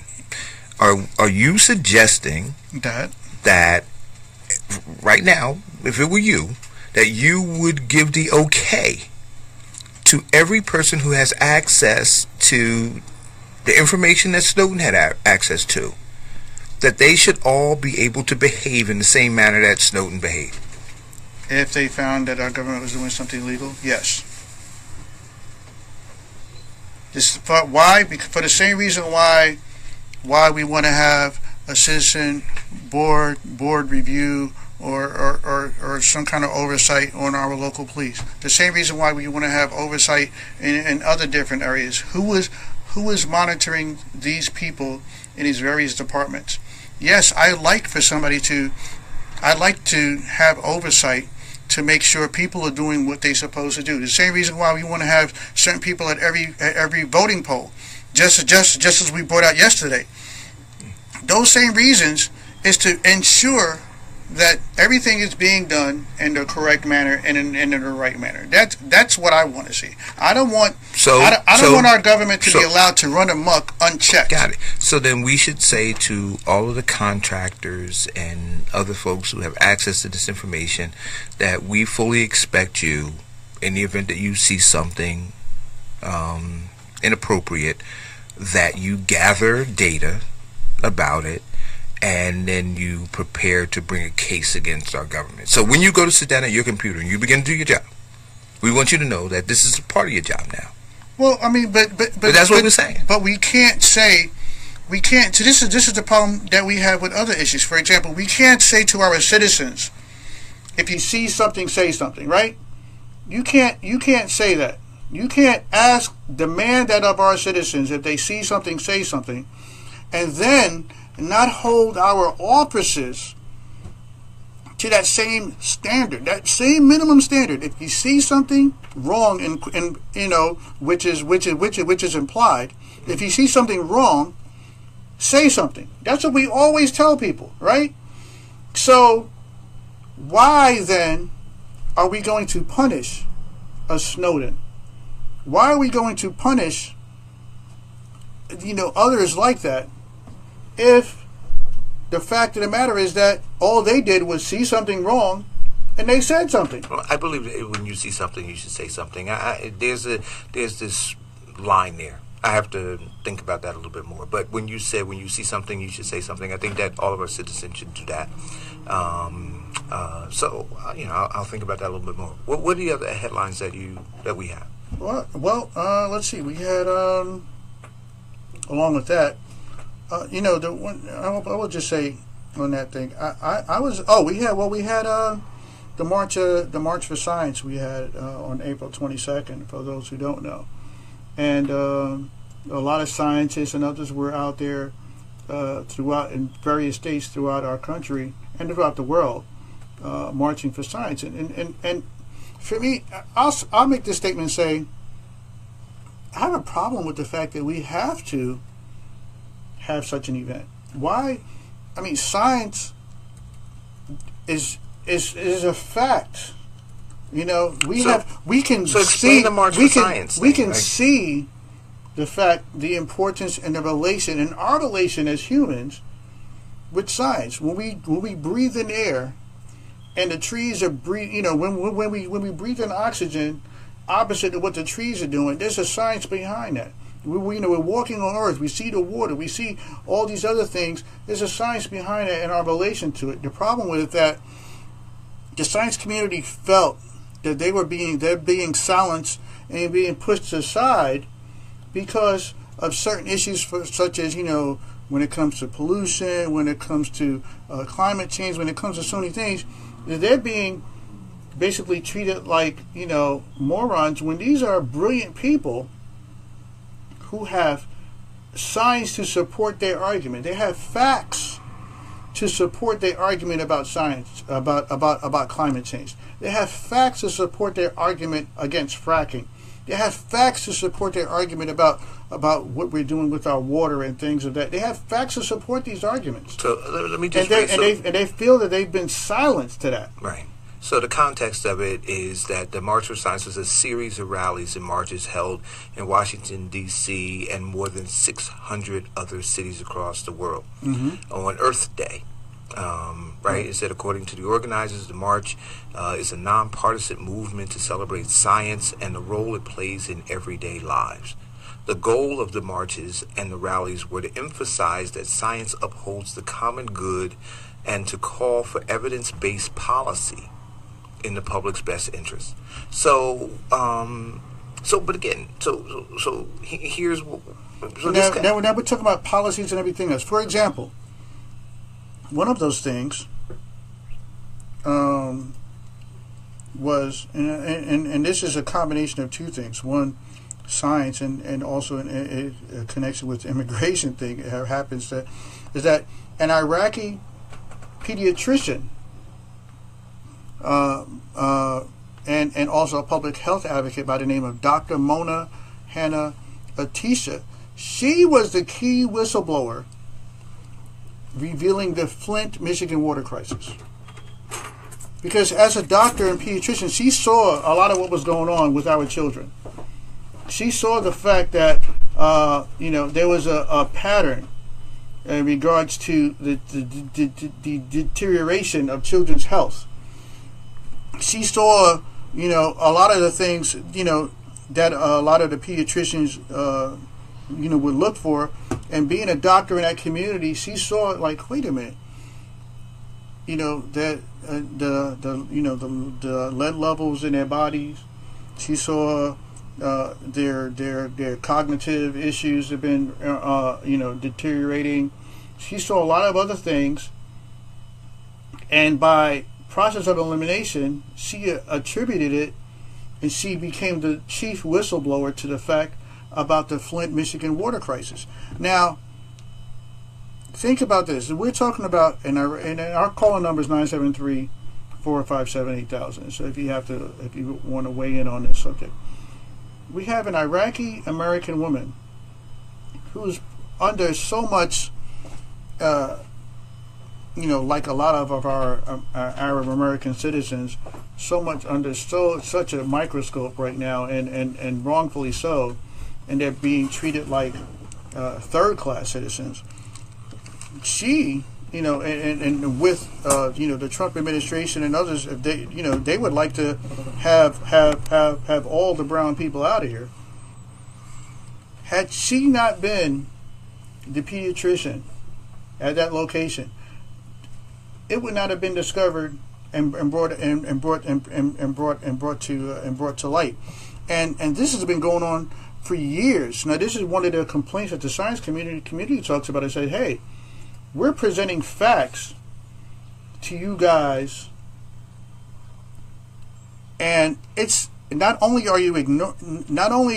sometimes are you guys ignoring it, but it's taking you forever to acknowledge the fact that we're telling you, hey, if you don't stop doing this thing with fossil fuel, if you don't stop doing this thing with fracking, if you don't stop doing certain things, you're affecting our planet, which in the end is going to affect us. So David says the science also now shows that life starts at conception.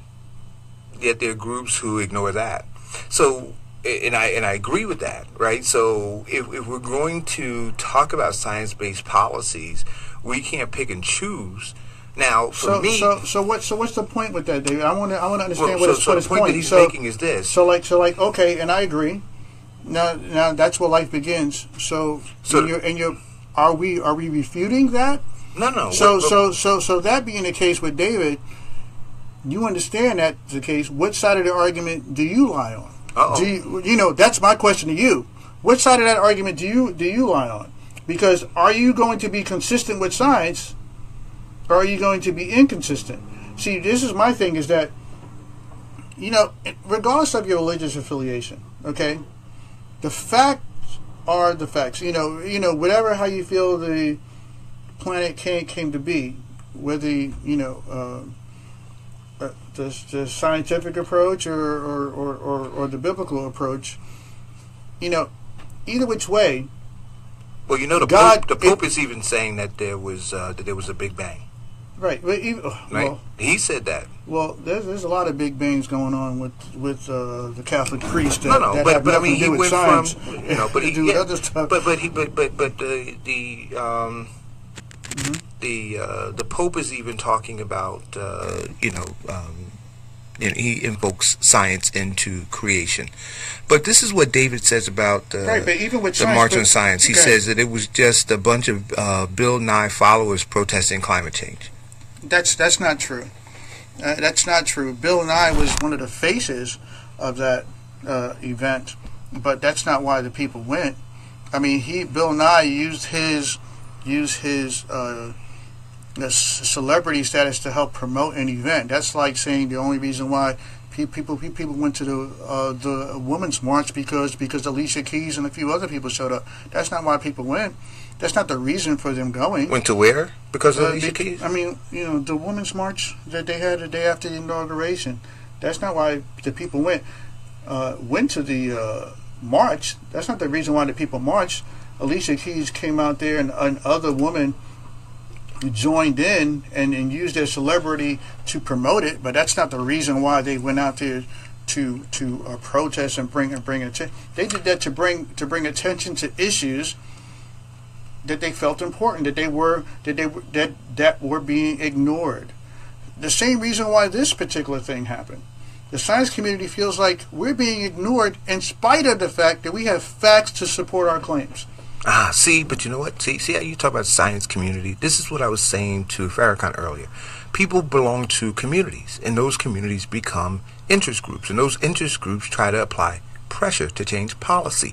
That's all I was saying about the millennials. So I just tried to tie that in, so if he's still listening, he understands that. You just want to throw a little jab out there. No, I just want to, because that's how people roll. They don't roll as individuals; they roll as communities, right? And that's how they affect policy change. That's all I was trying to say when I was, working to, to engage the millennials. Right, but we're talking about science that is, in large in part, irrefutable. Like, they have facts and data to support whatever the claim that they have, right? And no, and I guess what David's position was is if you have facts that are irrefutable to support whatever it is you support, people on both sides of the aisle willing to say, you know what, we're just going to have purely scientific, fact-based policy. See, because on both sides of the aisle, it's a little blurry, right? If it doesn't fit your narrative, in this instance, you're not going to support science, fact-based policy. Over here, you will, because it fits your narrative, and and it accomplishes whatever it is you're trying to accomplish. Yeah, but the science regarding climate change, anything related to the Earth. No. I get that part, but what David is saying is that, and now I'm not going to weigh in. No, I will weigh in. I think that a woman has a right to choose, right? I do. That's where she figured that out herself, and she'll deal with the creator, her creator, when that moment comes, as to why she chose to do what she chose to do. But what David's point is this: if that same science that you want to use over here to substantiate your claims about climate change and all those things, that same science over here is saying that women who have abortions are murdering, do you stand with the science? That's what he's asking you. Well, I will say this, because it's a political question. And I'm saying, no, I stand with the science over there, but over here I do this. So, yeah, you call me a hypocrite, I'll eat that one, because that's just kind of where I am right now. And I guess that's what he's asking. Are you prepared to say, you know what, I'm going to stand with the science over here, and over here I know that that's what the science says, but I'm going to let the women decide. All right, so my answer is this. I stand with the science across the board. The only reason why, in that case, I side with the woman is not because of ignoring the science, is because of the social ramifications of it and how it affects us socially, which is different than ignoring climate change, which can kill off, a planet and everything on it. Mm-hmm. We're talking about situations in some cases where women may have been forced, and or the other issue which directly connects, and there's science behind that as far as data supporting the fact that when you have unwanted children or children that come up in environments where they're not given the necessary love and support, etc., so on, that the likelihood, there's an increasing likelihood of them ending up in our correctional systems and jail systems versus those who were raised in those particular environments. A lot of times, people can look at or predict with certain algorithms the potential number of increase or decrease in crime based off that data, and I think they spoke about it during Giuliani's time. He was trying to take claim and credit for it, and the science came out to support. Well, no, what happened was because these certain laws were put into place, and women weren't forced to have children that they couldn't support and or households, that couldn't take care of a child, put in the time and all that. That as a result, those things didn't happen, and it resulted with not having as many unwanted children come up, and then who are angry, etc., so on, without guidance, and ended up out here on these streets. So, okay, so you're with the science. I'm with the science. Okay, we had like 11 minutes to go, and I'm trying to find a list of things. But at the top of the list for United Airlines, because that guy, the doctor who got smashed by the police or whoever it was that removed him from the plane. Yes. They're now saying that he intentionally smashed his face up against the chair or the armrest in order to, increase the amount of damage done to him. That's the claim they're making right now? That's what they're making right now. But outside of that, United Airlines is now saying, if you guys aren't aware, they're saying that they will offer passengers up to $10,000. Up to $10,000 to give up your seat. Yeah, dude, I may just go get a ticket and just hang out. I mean, think about that, $10,000 to give up your seat. Yeah, but those are for the ones that they have severely overbooked and can't accommodate you properly. But let's be mindful. The wording is up to $10,000. I don't want y'all going out there thinking you're going to get and book a flight on, buy a ticket on a flight that you expect to be overbooked, and choose to say, all right, I'm going to walk off and look, can I get my $10,000 check? They might be like, well, look, we're going to accommodate you with with another flight, and we'll give you one flight, another free ticket worth up to $500, $600, $700. So don't assume that you're coming out with $10,000. And when they say up to 10, that comes from numbers from 1 to 10,000. So don't go up in there just expecting to get a $10,000 check, because majority of us will end up disappointed. Okay, don't expect that to happen, because everybody will be like, okay, what do you do for a living? I take planes. I book flights for a living, and I make sure I'm on those particular flights that's going to be kicking people off because they overbooked. And guess what? You know what I'm saying? So, okay. So the other thing, but now United is late to that game. Delta had already kind of like been at the 10,000. Well, at the $9,995 mark for a while. While United was capped at somewhere around $1,200-1,300, and that's up to, and that's okay. I mean, sometimes some people are late to the party, but at least they make it to the party. Oh yeah, that's me. So, but the other thing that we didn't touch upon, and I'm sorry, folks, I know we didn't touch upon a lot of this stuff in the past week. We were focused on the election, and rightfully so, is that Syria.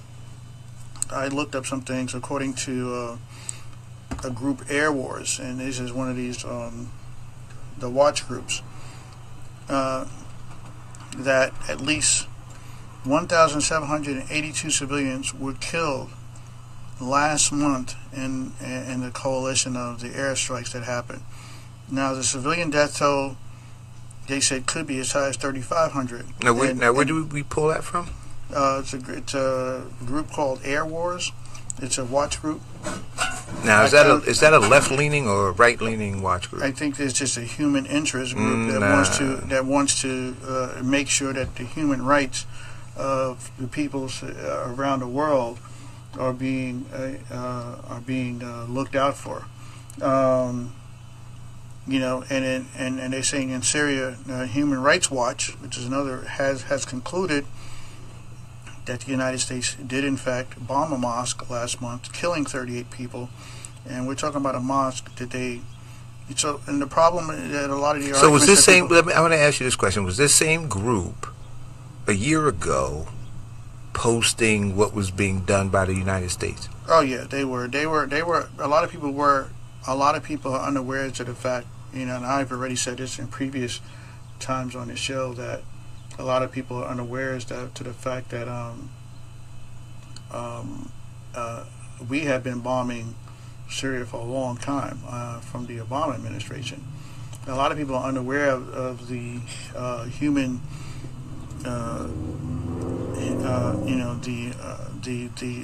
the atrocities that we've been implementing on this population. I mean, imagine if you couldn't leave whatever particular area that you lived in that was constantly under attack.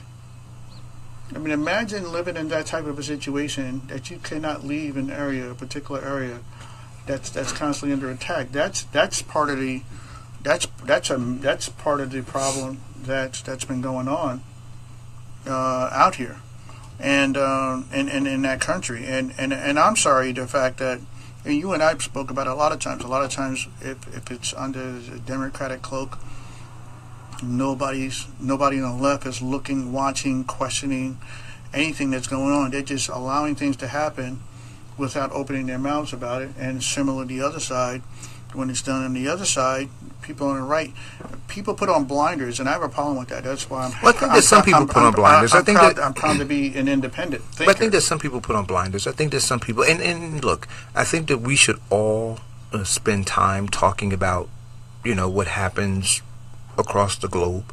In fact, we should all spend time talking about what happens in terms of national issues. Mm-hmm. But until we can deal with the local stuff, until we can deal with the local stuff, we're not prepared to really engage on those other levels. See, because and folks don't understand. So, we'll bring this to people's attention. Well, I kind of disagree. Now, this is what I'm going to say to that. I mean, I don't say that.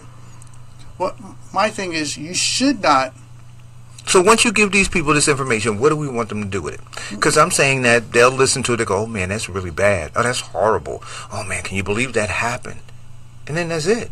So unless on a local level you're talking to them about being responsible and having people in office who have their best interests at heart, which is we don't want people doing this. Right? So now you can go to your congressman, you can go to your U.S. senator, you can go to those people, and you got them in office because they share your interest. But until we do that, we'll just be sitting on the couch going, oh man, look how horrible that is. And that's why I always try to bring it back local. But listen, with a little bit of time left, what size shirt do you wear? Large. You wear large. I got this, man. And I was motivated, and so I'm going to unveil them here. I'm sure you've seen on Facebook, people call me a hater, right? Large or extra large, depending on the An extra large? Okay. Large or extra large, So people call me a hater, right? Okay. And so here's an extra large shirt for you. And I want you to read that to the audience. Show it to your people. Okay. Right, so they see it. Now, is that reversed, or they going to be able to see it correctly? They probably see it reversed. Okay. I don't know. So I'm going to show mine to you guys, too. It says, and I'm going to read it. It says, I'm a hater. I hate seeing students fail. I hate seeing residents carjacked. Okay. Mm-hmm. Okay. I hate seeing residents carjacked, murdered, robbed, raped, and pistol whipped. We should all be haters. This is a shirt. So that's the shirt. So that's your shirt. Thank you. And now, what I want to do is this. I will wear this. Right. So what I want to do, I want to let people know that these shirts are for sale, but it's not for profit. I will take every dime that I make from this shirt, and I will use it to purchase socks for our neighbors without addresses, or you call them homeless Veronica people. wants one. Okay, Veronica. Right, and the shirts are $7.99. $7.99. And you just contact us and we'll do it. But every dime that I get from the shirt will go to buy socks for the homeless people. Why? Because I hate seeing our homeless people barefoot. Right. I am a hater. Okay, well, there you go. We're taking one. Deborah wants one as well. Okay, Deborah Mapson, we'll make sure you get one as well. And it's $7.99. So I'm gonna tell you this: you give me $8, don't expect no penny back, right? Because I'm not gonna bother to walk around with all that copper. Okay, I'm gonna let you know that right now. So you can give up $8, don't expect a penny back. $7.99 is the price, and and I'll be posting them on my on the site so that you or my Facebook page so that you guys can see them. I hope that you support it. I think it's a good cause. Now, the one thing I want to do, I want to point out. Hopefully, we get to it tomorrow. I wanted to talk about how we relate and interrelate with each other, and the impact that social media has on that. Mm-hmm. And speaking about millennials and all that, I sent you a few links on that. I want to discuss that. Hopefully, we get to discuss that tomorrow. That's a topic I've really been looking forward to discussing. Right. Well, we'll get to that. Social behaviors and stuff like that. We'll try to get to that tomorrow. We'll try to do it at the top of the hour. But for now, this is Eric. And this is Ian. And we're out. All right, peace. This has been the Eric Dawson Radio Show. It's not just about Eric's opinion. It's about understanding what's really going on. May I be the first to Blast Radio. It's 94.3. Reggae, dance hall, soca, hip hop and R&B, African, disco, oldies but goodies. Hi, this is Janet Jackson. We're bridging the gap. Seriously. Splash Radio 94.3 New Jersey.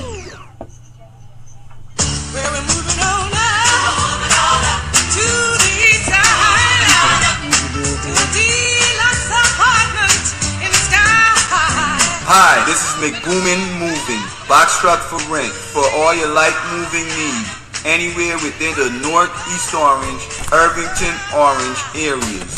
$50 a trip from Monday through Thursday, $60 from Friday through Sunday. Call 862-279-9300. That's 862-279-9300. So I guess we should bring a box of these things in. A lot of people. Jingles Entertainment in association with H&M proudly present Mother's Day dinner and concert, a tribute to all mothers. On the 14th of May, the club gonna be Club Eclipse. That's 247 Fabian Place, Newark, New Jersey. Y'all know what that is. Performing live is your host, Ghost Rider, your soul provider, and the big man himself, my daddy, Ken Booth. So all them ladies, them dainty babies, just come out early and support your mommy. Bring out your mommy. And all of them road boys, bring out your